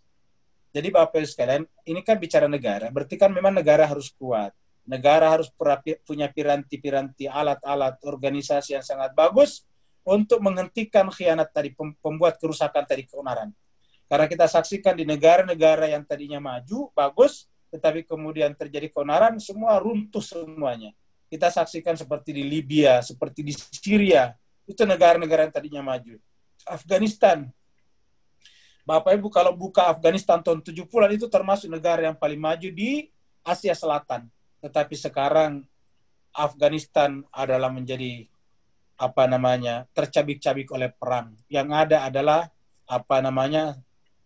reruntuhan-reruntuhan akibat peperangan. Generasi mereka sudah beberapa generasi, anak-anak mereka sudah beberapa generasi tidak bersekolah. Mereka sekarang bepergian ke berbagai penjuru dunia untuk mencari suaka, perlindungan. Termasuk di Indonesia kita temukan mereka mencari perlindungan untuk pergi biasanya ke Australia dan sebagainya. Jadi Al-Quran mengatakan harus menghentikan ini. Jadi la yahsabanna alladziina kafaru. Ini artinya bahwa negara tidak boleh membiarkan orang-orang, kelompok-kelompok yang punya niat membuat kerusakan itu berlalu begitu saja. Karena kalau mereka terlanjur melakukan kekacauan, itu untuk memperbaikinya berat sekali, lama, dan korbannya pasti sudah akan banyak. Jadi la yahsabanna alladziina kafaru sabaku. Apa sebabnya? Innahum la yu'jizun. Mereka itu tidak mungkin melemahkan. Maksudnya negara yang kuat harusnya mereka tidak boleh mengalahkan negara. Ya, jadi negara yang kuat mereka ini, yaitu orang-orang kafaru tadi, tidak boleh mengalahkan negara. Para pengkhianat, para pembuat kekacauan tadi di muka bumi, yufsiduna fil ard, tidak boleh mengalahkan negara. Kalau negara kalah, maka terjadilah kekacauan. Jadi negara adalah merupakan entitas paling kuat. Negara adalah entitas yang paling berkuasa. Tidak boleh ada kekuatan lain di luar itu. Jadi innahum la yu'jizun. Artinya home-nya orang-orang seperti ini harusnya tidak boleh melemahkan negara. Ya. Dimanapun negara berada harus kuat supaya tidak terjadi kekacauan. Karena negara seperti pembahasan kita sebelumnya adalah seperti keluarga.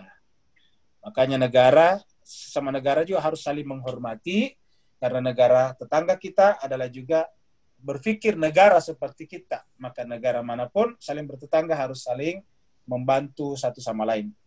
Terakhir ayat 60. Wa'iddu lahum. Nah, ini negara, lagi-lagi bicara negara.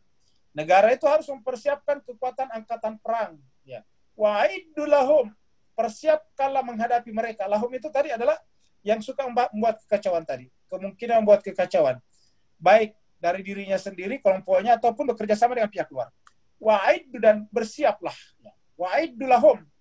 Mastata'tum, semampunya. Jadi di sini semampunya. Jadi bersiaplah dengan semampunya. Mastata'tum. Min kuatin, dan dengan berbagai macam kekuatan. Dengan berbagai macam kekuatan. Min kuatin. Dengan berbagai macam kekuatan. Wa min ribatil khaili, dan juga di sini disebutkan secara rafiah, ribat itu tambatan al-khail kuda. Maksudnya dengan pasukan-pasukan, teknologi-teknologi persenjataan yang kuat. Ingat, ribatil khaili. Ya. Jadi ribatil khaili, ribat. Untuk apa teknologi persenjataan itu? Tidak boleh niat untuk menyerang tetangga, menyerang pihak lain. Semata-mata seperti tadi, supaya orang-orang yang ingin membuat kekacauan tidak terwujud niatnya. Niatnya tidak terlaksana. Jadi sebetulnya dilakukan ini hanya untuk menghentikan niat jahat orang lain. Contohnya misalnya, kalau di rumah itu misalnya ada penjaganya beberapa orang, tentu maling tidak berani akan datang. Tapi kalau rumah besar itu tidak ada penjaganya, maling biasanya gampang datang. Itu sederhana. Nah, negara juga seperti itu. Jadi oleh sebab itulah harus ada kekuatan. Min kuatin wa min ribatil khaili. Harus ada kekuatan sebagaimana contohnya di sini ribatil khail. Kalau dulu itu kuda-kuda perang itu namanya al-khail. Kuda-kuda yang bagus itu yang kuat, yang yang sangat kuat larinya itu namanya al-khail. Disiapkan. Nah, sekarang tentu ini harus diganti dengan kata-kata yang lain.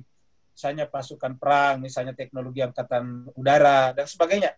Untuk apa dilakukan itu? Turhibuna bihi.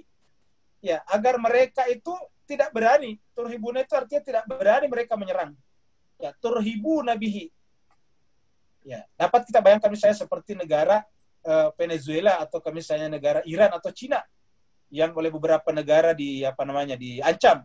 Kalau mereka tidak punya angkatan bersenjata atau kekuatan militer yang kuat, ya mereka sudah dilumat. Ya, seperti tadi Libya. Nah, mereka tidak berani melakukan itu kepada misalnya Venezuela karena Venezuela masih kuat angkatan perangnya. Mereka tidak berani melakukan itu kepada Iran karena Iran punya kekuatan perangnya sangat kuat.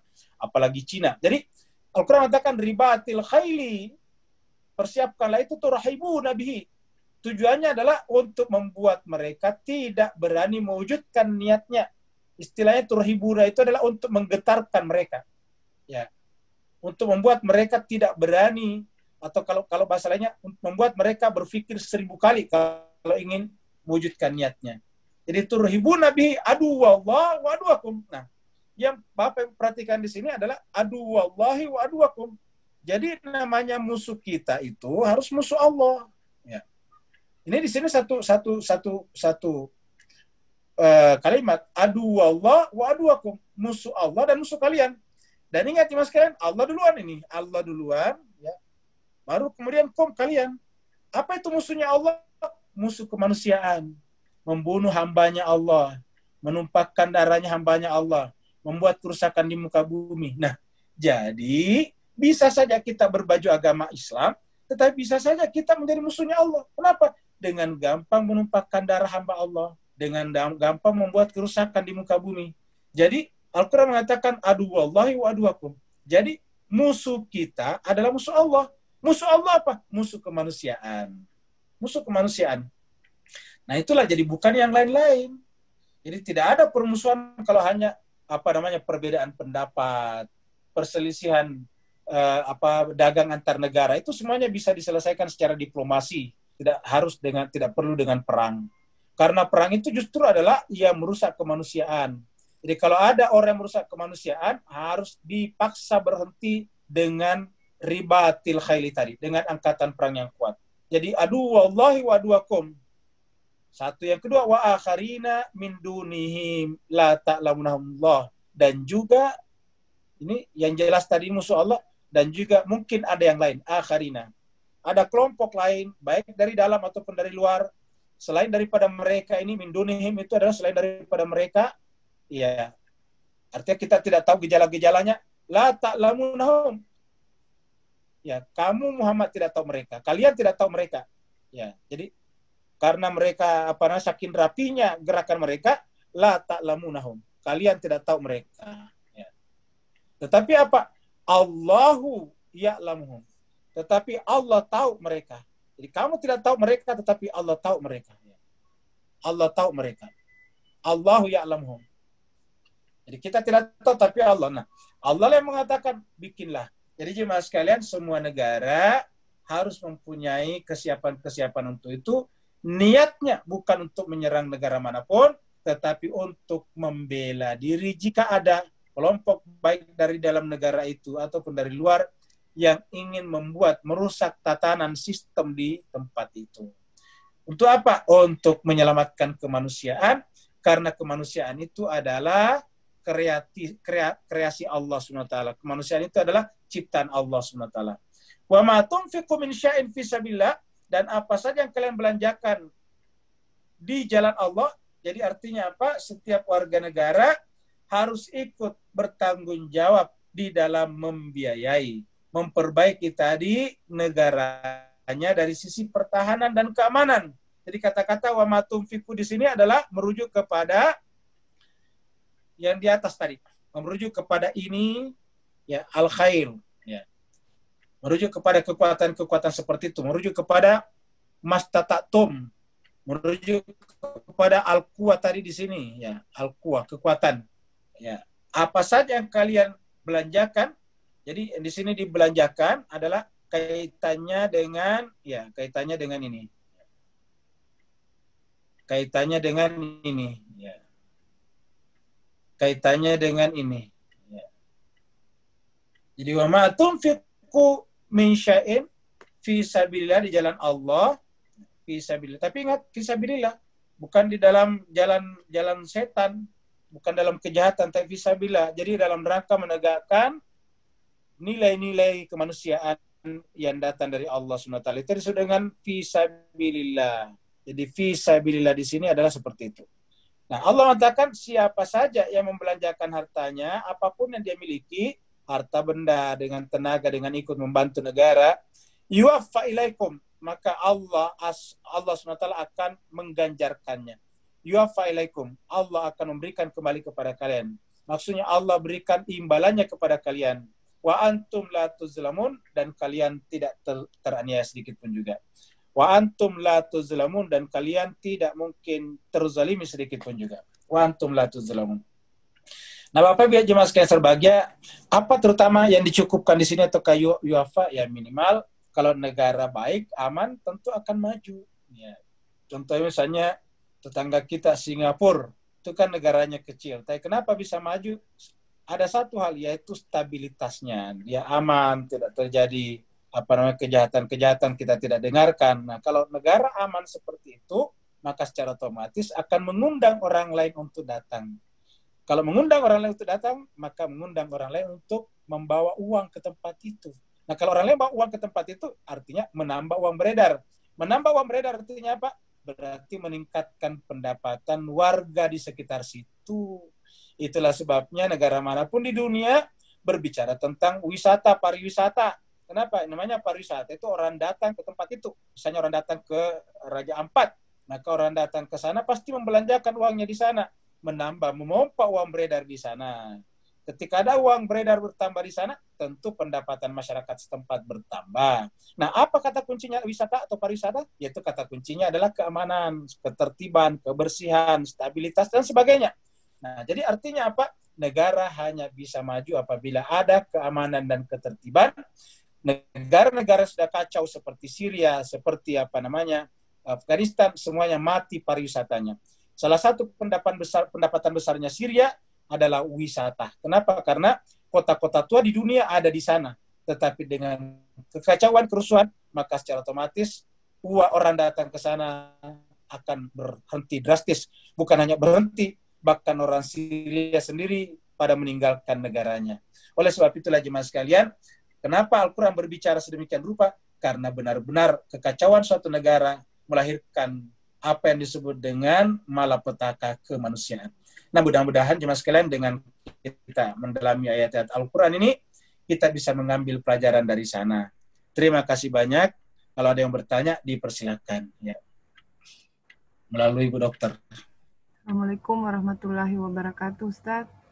Waalaikumsalam warahmatullahi wabarakatuh. Ini ada 3 pertanyaan di chat, tetapi ada 2 pertanyaan yang mirip. Saya bacakan dulu pertanyaan yang mirip ya Ustaz, dari Bu Dini dan Pak Ridwan. Dari Bu Dini menanyakan, Ustaz, ahad kita kepada Allah yang mana? Kemudian kalau Pak Ridwan bertanya, kata ahad adalah janji secara umum. Janji apa yang harus kita pegang karena banyak kata ahad di ayat lain dalam konteks yang berbeda-beda. Ya, demikian. Jadi pertanyaannya adalah ahad. Ya. Ahad, iya Ustaz. Ahdun. Ya. Nah, jadi cuma sekian berbahagia, kita sudah sampaikan dalam Al-Quran itu, kata janji itu banyak, ada misak, ada macam-macam. Tapi khusus untuk masalah kepemimpinan, itu ahad namanya. Jadi ahad ini adalah masalah kepemimpinan. Ya. Kepemimpinan apa? Bukan kepemimpinan kayak presiden, gubernur, ataukah apa namanya, wali kota dan bupati, bukan. Tapi kepemimpinan dalam pengertian agama. Jadi agama. Coba misalnya gini, apa yang membedakan antara Islam sekarang dengan Katolik? Ya, kita lihat. Kita tidak bicara tentang teologi mereka. Ya, sederhana saja. Kalau Katolik itu ada pemimpin tunggalnya. Ya, itu harus orang Katolik juga. Bahkan itu harus ulamanya mereka. Dan ulama itu menempuh karir dari bawah. Dari tingkat daerah, masuk negara, baru kemudian menjadi uskup agung. Baru bisa terpilih menjadi paus namanya. Dan paus itu cuma satu. Itu adalah pemimpin agama namanya. Ya, jadi orang Katolik itu punya pemimpin agama. Nah, di dalam Islam siapa pemimpin agamanya? Kan menjadi bermasalah sekarang kalau kita tanya. Nah, sehingga apa? Ketika tidak ada pemimpin seperti itu, semua orang yang di dalam Islam semua bisa berbicara agama. Ini terjadilah kekacauan. Orang yang baru belajar agama juga mengeluarkan fatwa, berpendapat ini dan itu. Akhirnya terjadi namanya kesimpang siuran. Nah, kalau ada kepemimpinan tidak terjadi kesimpang siuran. Jadi yang dimaksud di sini dengan apa namanya? Ahad ini adalah berkaitan dengan wilayah, ya, berkaitan dengan wilayah keagamaan, wilayah spiritual dan sebagainya. Jadi wilayah, dan ini adalah satu di tingkat seluruh dunia. Seperti mana Nabi Muhammad kita? Nabi Muhammad itu kan berlaku untuk seluruh dunia. Jadi Nabi datang untuk mengajarkan agama kepada manusia. Nah, seandainya Nabi sekarang datang, ada ya tetap aja kepala-kepala negara tetap berkuasa. Dia hanya menjangkau wilayah-wilayah keagamaan masyarakatnya saja. Kecuali kalau Madinah, karena dia bikin negara di situ. Nah, tetapi di luar itu, seperti mana juga Paus. Paus itu menjangkau seluruh dunia, tetapi tidak merecokin negara-negara yang ada orang Katoliknya. Ya, tidak ada orang Katolik di dunia yang misalnya memberontak kepada negaranya. Atas misalnya dorongan dari Paus, kan nggak ada. Ya, apa sebabnya? Karena ya bukan itu urusannya. Urusannya mereka adalah terutama wilayah spiritualitas. Mengajari mereka nilai-nilai. Jadi pemimpin ini adalah berkaitan dengan wilayah langit. Jadi kita sebut dengan wilayah langit ya. Ini adalah wilayah langit namanya. Jadi kita sebut wilayah langit. Ya.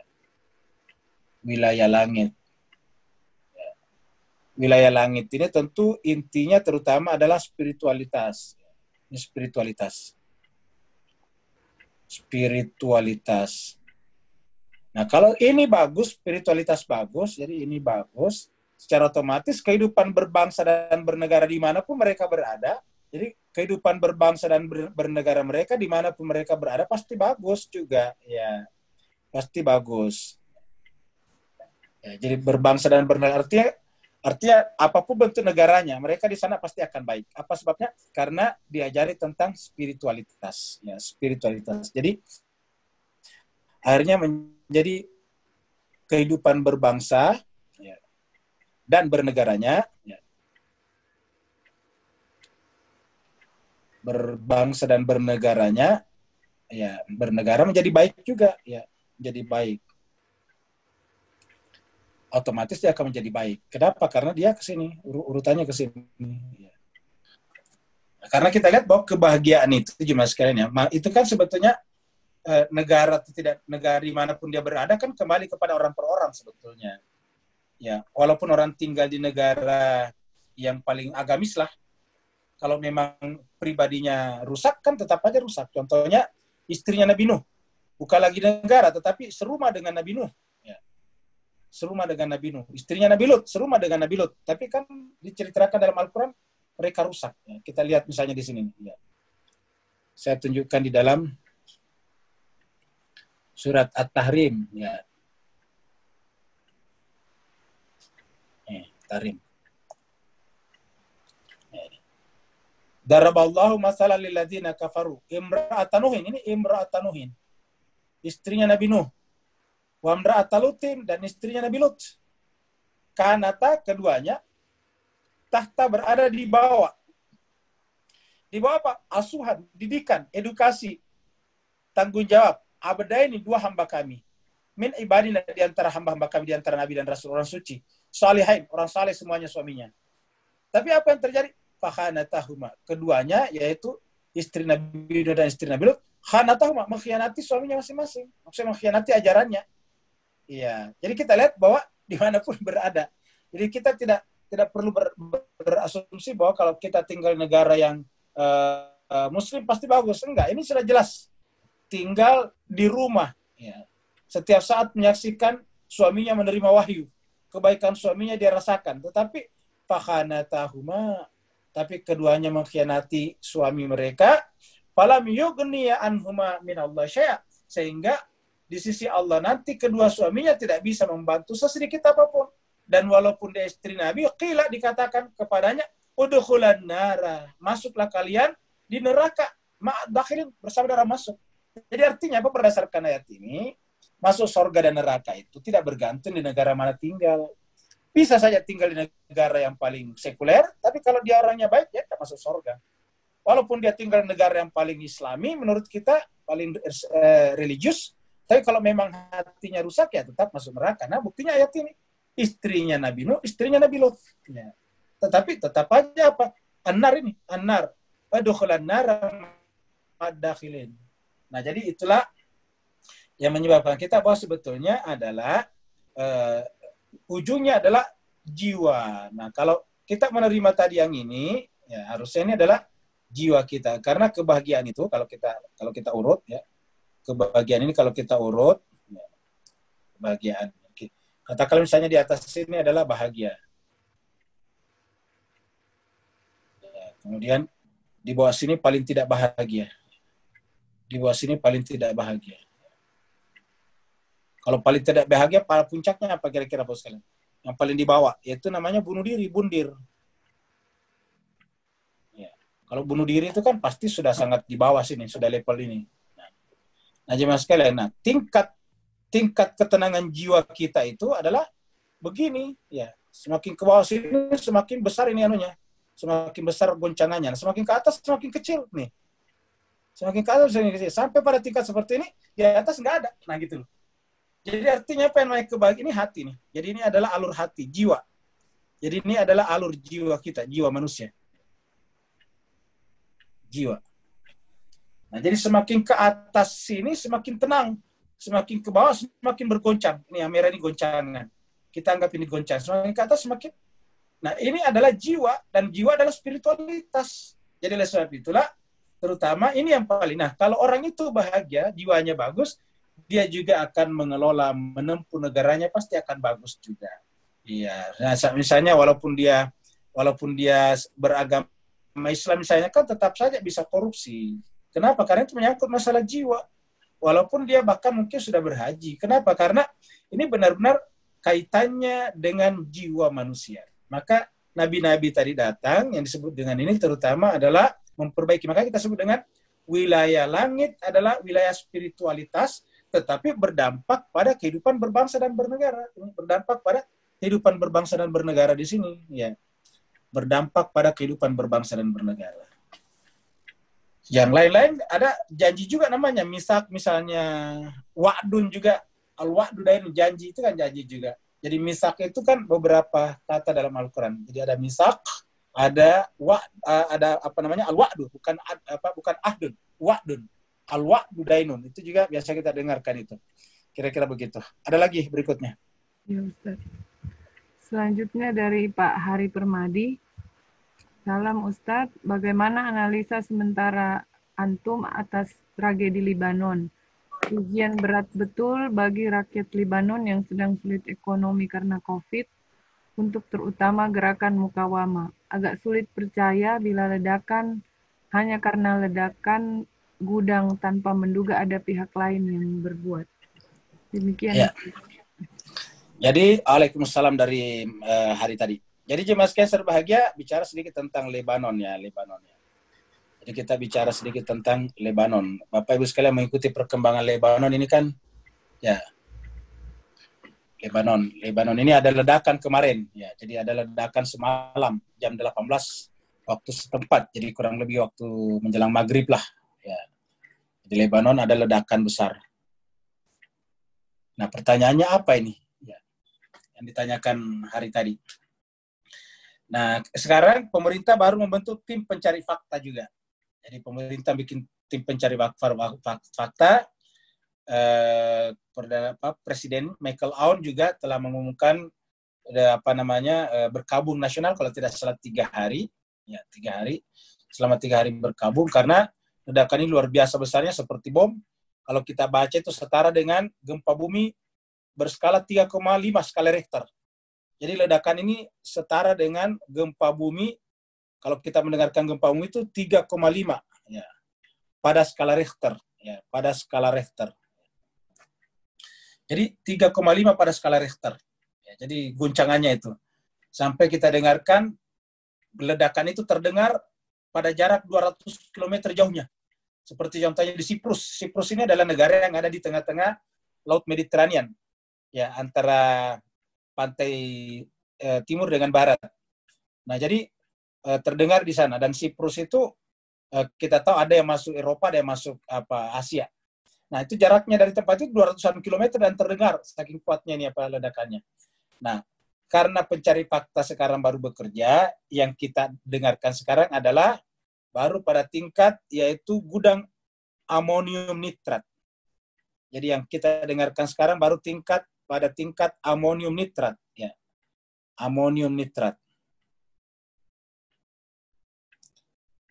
Amonium nitrat ini adalah ya satu jenis molekul yang biasa digunakan untuk membuat pupuk. Ya, amonium nitrat. Ya, jadi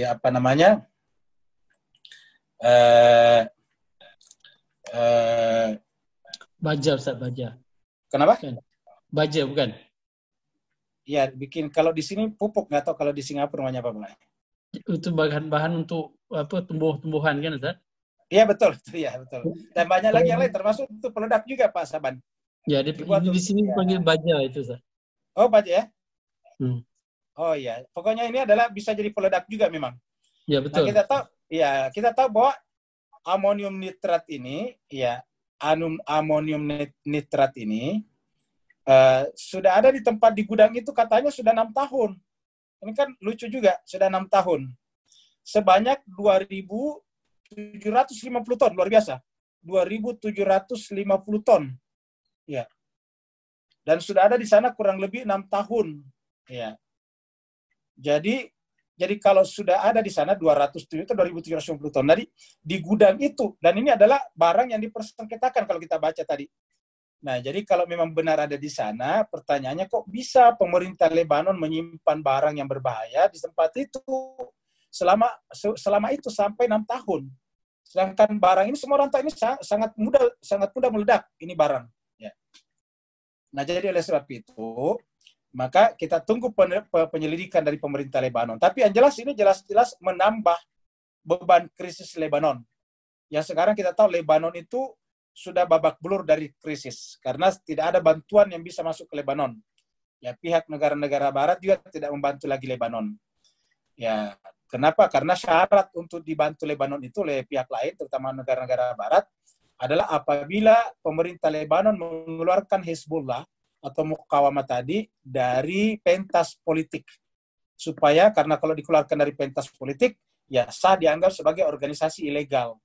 Nah, itu yang mereka inginkan. Tetapi Hezbollah di sana adalah bagian tak terpisahkan dari kehidupan Lebanon. Bahkan masyarakat Lebanon secara keseluruhan merasakan makna kehadiran Hezbollah, yaitu bisa menahan laju ekspansi dan aneksasi yang dilakukan terus-menerus oleh Israel terhadap tetangganya. Nah, jadi menurut saya di Mas Kaisar Bahagia, pertanyaan kenapa barang sebanyak ini tertimbun di gudang itu, dan menurut informasi bukan miliknya Lebanon. Ya, diangkut dari satu negara ke negara lain, terus kemudian ditahan di tempat itu yang dianggap ilegal, baru kemudian dipersengketakan di pengadilan di Lebanon. Nah, itu yang menjadi pertanyaan. Kalau memang itu alasannya satu, kalau itu memang penyebabnya satu, kita tentu pemerintah Lebanon harus tanya siapa yang punya barang dan siapa yang bertanggung jawab menyimpan itu barang sampai mengambil gudang sebesar itu. Satu. Yang kedua, terus kemudian ledakannya, apakah benar-benar murni karena kecelakaan atau human error, atau ada pihak-pihak tertentu yang sengaja meledakkannya. Itu yang harus ditemukan nantinya. Karena kita tahu bahwa di sekitar Israel itu tidak ada negara yang boleh tenang. Tentu kita tidak bisa langsung menuduh Israel melakukan di belakang ini, tetapi bahwa selama ini negara-negara di sekitar Israel tidak ada yang merasa tenang. Harus terus-menerus diganggu supaya mereka tidak tenang tinggal di situ, sehingga mereka minimal menjual murah tanahnya atau meninggalkan tempatnya, lalu kemudian terjadi lagi perluasan demi perluasan negara. Nah, satu. Yang kedua, kalau misalnya ternyata itu bukan human error, juga bukan karena kecelakaan murni, tetapi ada pihak-pihak tertentu yang meledakkannya, perlu juga diselidiki. Apakah murni hanya amonium nitrat itu? Ya. Apakah tidak mungkin ada ledakan lain misalnya yang disertakan di dalamnya? Ya, artinya bahwa ada peledak lain yang ditanam di sana sehingga ketika dia meledak, ikut meledak itu gudang amonium nitrat itu. Itu yang harus diselidiki. Kalau misalnya ditemukan indikasi ada ke situ, tentu pemerintah Lebanon harus tahu siapa yang bertanggung jawab dan harus memberikan hukuman yang seberat-beratnya. Karena kita tahu bahwa akibat dari peledakan ini, dari pemerintah pengumumannya sudah lebih 100 orang korban jiwa dan sekitar 4.000-an orang yang cedera, yang luka-luka. Jadi sampai terakhir tadi kita baca berita sudah 100-an orang yang dinyatakan meninggal dunia dan lebih 4.000-an orang yang luka-luka. Nah, jadi artinya ini menambah beban krisis yang ada di Lebanon. Nah, kalau misalnya ternyata tidak murni kecelakaan, dan ingat jemaah sekalian, Donald Trump langsung berkomentar tadi pagi bahwa itu sepertinya bukan amonium saja, tapi kayaknya ada bom lain. Nah, kan begitu. Nah, kalau ada bom, ada peledak lain, nah tentu kita harus buktikan dari Trump, dari mana dia indikasinya mengatakan ada bom lain. Dan kemudian siapa yang akan dituduh oleh Donald Trump nantinya? Kalau misalnya ternyata di sana ada peledak lain, ataukah orang meledakkannya.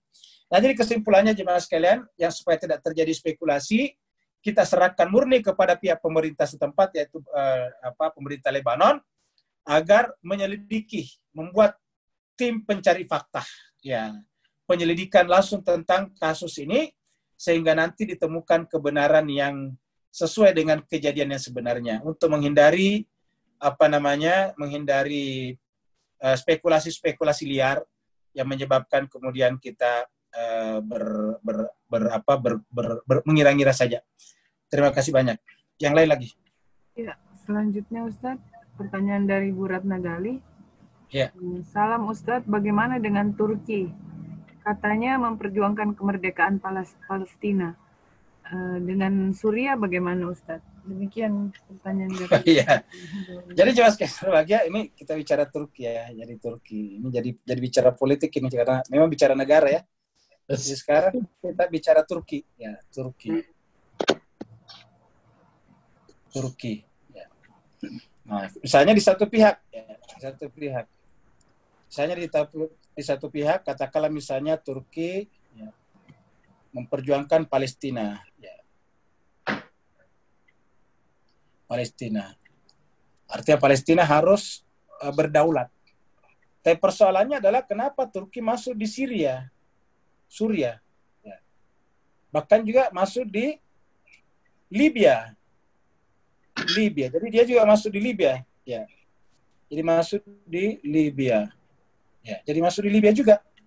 Jadi ini persoalan juga ini bagi kita ini Turki, membicarakan Turki. Dia masuk di Libya. Diperkirakan membawa sekitar 15.000 militan. Masuk di Syria juga. Ya. Memperkuat milisi-milisi yang kalah di Libya. Tapi pada saat yang sama berbicara tentang Palestina. Ya, artinya bahwa kalau Palestina dia inginkan kedaulatannya karena dia negara mayoritas Islam, lalu kenapa tidak membiarkan warga Suriah menentukan sendiri kedaulatannya, menentukan nasibnya sendiri. Begitu dengan Libya. Libya harusnya tidak usah ada pihak luar yang masuk ke Libya. Pihak luar harusnya hanya masuk menjadi pendamai saja, mendamaikan faksi-faksi yang berseteru di sana. Karena Al-Quran mengatakan, innamal mu'minuna ikhwah fa aslihu baina akhawaikum. Tugas kita adalah mendamaikan saudara-saudara kita yang berseteru, bukan justru masuk memperkeruh suasana. Jadi harusnya ke Libya menjadi juru damai, perunding. Begitu juga si Suriah mempertemukan pihak-pihak yang berseteru. Nah sekarang kalau Palestina misalnya, Palestina dimerdekakan, Palestina yang mana? Karena kalau kita mengakui ada namanya two-state solution, jadi ada namanya two-state solution, yaitu solusi dua negara. Kan ada sekarang Palestina dibicarakan tentang ya solusi dua negara. Jadi two-state ya, two-state solution ya. Jadi solusi dua negara. Nah, apa artinya kalau kita terima solusi dua negara? Berarti kita mengakui eksistensi Israel, satu ya. Kita mengakui eksistensi Israel. Ya. Kita mengakui, berarti mengakui eksistensi Israel. Israel. Ya. Ketika kita mengakui eksistensi Israel, berarti kan membenarkan pengambil alihan tanah-tanah orang Palestina, dan berarti kita membenarkan juga bahwa orang Palestina yang diambil tanahnya itu ya udahlah ikhlas saja, kurang lebih begitulah. Kan ada orang yang diambil tanahnya di sini, ya. Ada orang yang diambil tanahnya kan, karena kan tadi Israel tidak ada di sana. Sebelum tahun 45 kan nggak ada negara Israel, yang ada Palestina yang dihuni oleh orang-orang Islam, Kristen dan Yahudi. Ya, Yahudi ada kurang lebih 7%-an penduduknya. Bersama-sama hidup berdampingan, nggak masalah. Tiba-tiba membuat negara, dukung oleh negara-negara Eropa, negara-negara Barat. Lalu kemudian Israel membesar-membesar. Apa arti yang besar? Ya tanahnya melebar. Dari mana tanah itu? Ya tanahnya orang Palestina diambil. Orang Palestina kemana? Ya, pergi, diusir. Diambil tanahnya. Nah, jadi artinya ketika kita mengakui eksistensi Israel, berarti kita telah membenarkan pengambil alihan tanah-tanah orang Palestina Israel. Berarti apa artinya? Apa? Kita bersepakat bersama dengan Israel mengambil tanah-tanahnya orang Palestina. Nah, kalau begitu, kalau kita tidak setuju dengan two-state solution, apa yang harus kita lakukan? Ya, kita serahkan, kalau menurut sebagian diplomat yang concern dengan masalah ini, ya masalah ini kita serahkan kepada orang Palestina sendiri. Palestina suruh bikin referendum. Ya, bagaimana solusinya? Apakah orang Palestina di seluruh Palestina ini bukan yang tinggal di Palestina, tapi termasuk orang Palestina yang mengungsi di berbagai negara, termasuk yang sudah pergi ke negara-negara lain, tapi masih memegang paspor Palestina atau masih warga negara Palestina. Jadi dia ada di Mesir, mengungsi, ada di Syria, ada di Lebanon, ada juga di Yordania dan sebagainya. Nah, mereka kan ada mengungsi di sana. Nah, mereka harus ditanya. Ya, karena asumsinya kalau kita terima two-state solution, solusi dua negara, lalu kemudian bagaimana dengan orang Palestina yang ada di Yordania, yang tanahnya sudah diambil oleh Israel? Bagaimana dengan orang Palestina yang ada di Lebanon, yang tanahnya diambil Israel? Terus bagaimana status mereka? Nah, jadi oleh sebab itu, satu-satunya jalan kita serahkan kepada mereka. Mau nggak menyerahkan tanahnya kepada orang Israel? Bikin referendum namanya, gitu. Jadi tidak bisa kita langsung loncat kepada two-state solution. Karena ini artinya kita bersepakat mengambil alih tanah-tanah orang Palestina. Ya, kira-kira begitulah. Jadi oleh sebab itulah pertanyaannya Gali tadi, ini problem bagi kita Turki. Ya, bagi kita Turki ini. Nah, Mas Kaiser Bahagia, mungkin ada pertanyaan, bagaimana dengan sikap Turki selama ini yang telah menjadikan Hagia Sophia sebagai masjid? Ya, menjadikan Hagia Sophia sebagai masjid. Ada pertanyaan benar, Ustaz. Pas masuk perihal Hagia Sophia Turki. Sekarang pas banget. Ya, jadi lalu bagaimana dengan Hagia Sophia ya? Jadi ini kita ke bawah sini. Bagaimana dengan Hagia Sophia? Ya. Ya, yang apa namanya? Ya, ini pakai Hak Sophia ya. Ya, Sophia. Bagaimana dengan Hagia Sophia ya, yang telah dijadikan masjid? Nah, Mas Kaiser Bahagia, ya ini juga secara terus terang kalau masjid banyak kan kita tentu senang, tetapi tentu benar-benar yang tidak punya konsekuensi politik berat. Mungkin ada yang bertanya, memang ada konsekuensi politik berat terhadap Hagia Sophia? Nah, ini dugaan saya ya, tapi kita lihat ke depan sana. Nah, sekarang hampir tidak, NATO kan harusnya ingat, Turki itu anggota NATO ya. Turki itu adalah anggota NATO, dan Hagia Sophia ini adalah pernah menjadi dulunya gereja waktu zamannya Konstantin. Nah, sekarang kemudian dirubah jadi masjid. Nah, sekarang kira-kira apa konsekuensi politiknya? Nah, Jadi kalau misalnya ini diserahkan ya, kepada Turki, nah kira-kira apa nanti ya konsekuensi politiknya? Kita tahu di sini ada nanti Israel. Ya. Nah, ketika Israel kemudian nanti ya menganeksasi Masjidil Aqsa. Masjidil Aqsa. Ya. Ketika nanti Israel menganeksasi Masjidil Aqsa ya. Menganeksasi Masjidil Aqsa. Ya? Nah, ini dia. Ini berbahaya. Bahaya. Ya. Aqsa. Ketika nanti Israel menganeksasi Masjidil Aqsa, apakah kita punya kekuatan untuk mengatakan tidak? Iya. Kita mengatakan tidak boleh karena buktinya kamu juga mengambil Hagia Sophia. Nah, ini berbahaya. Coba. Jadi kalau Hagia Sophia, ya kita membenarkan mengambil dan itu adalah masa lalunya Kristen. Lalu apa salahnya orang Israel mengambil alih Masjidil Aqsa walaupun itu masa lalunya orang Islam? Coba. Kalau ini kita benarkan, ya, kalau ini kita benarkan, berarti ini harus kita benarkan. Jadi inilah yang disebut dengan teori karambol sebetulnya dalam politik. Ya, jadi sebetulnya ujung-ujungnya ke sini. Ya.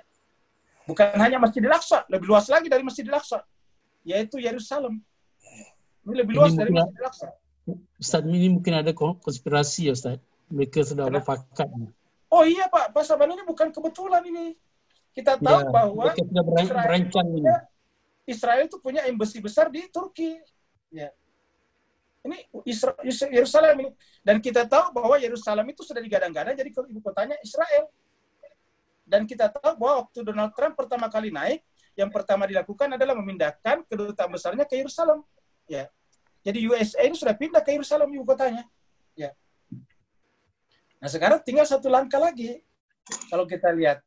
Dan kita tahu bahwa apa yang disebut dengan the deal of century kemarin, ya yang dilakukan oleh Donald Trump kan ada namanya deal of century itu, ya. Ada namanya deal of century, ya. Ya. Jadi kemarin ada deal of century, jadi tanda-tangan oleh Trump dengan Netanyahu. Untuk apa sih sebetulnya? Ujung-ujungnya adalah ini mengambil alih ini Yerusalem. Bukan hanya memperluas wilayahnya ke tepi barat seperti yang terjadi sekarang, tetapi terutama juga mengambil alih ini. Ya. Nah, jadi oleh sebab itulah saya melihat ini adalah permainan politik yang sangat canggih berkenaan dengan ini. Jadi umat Islam disuruh euforia, senang dengan ini. Setelah itu nanti, setelah masa euforia itu berlalu, lalu kemudian mereka akan mengambil alih ini, Masjidil Aqsa. Dan kita tidak bisa berbuat apa-apa. Ya. Jadi pembenaran, approval namanya. Jadi ketika kita meng-approve Hagia Sophia jadi masjid, hakikatnya secara tidak langsung kita juga meng-approve Masjidil Aqsa menjadi peninggalan Raja Sulaiman, yaitu menjadi tempat ibadah mereka. Kira-kira begitu. Bapak sekalian sudah terlalu jauh, ini sudah 9:30, saya kira kita akhiri sampai di sini ya.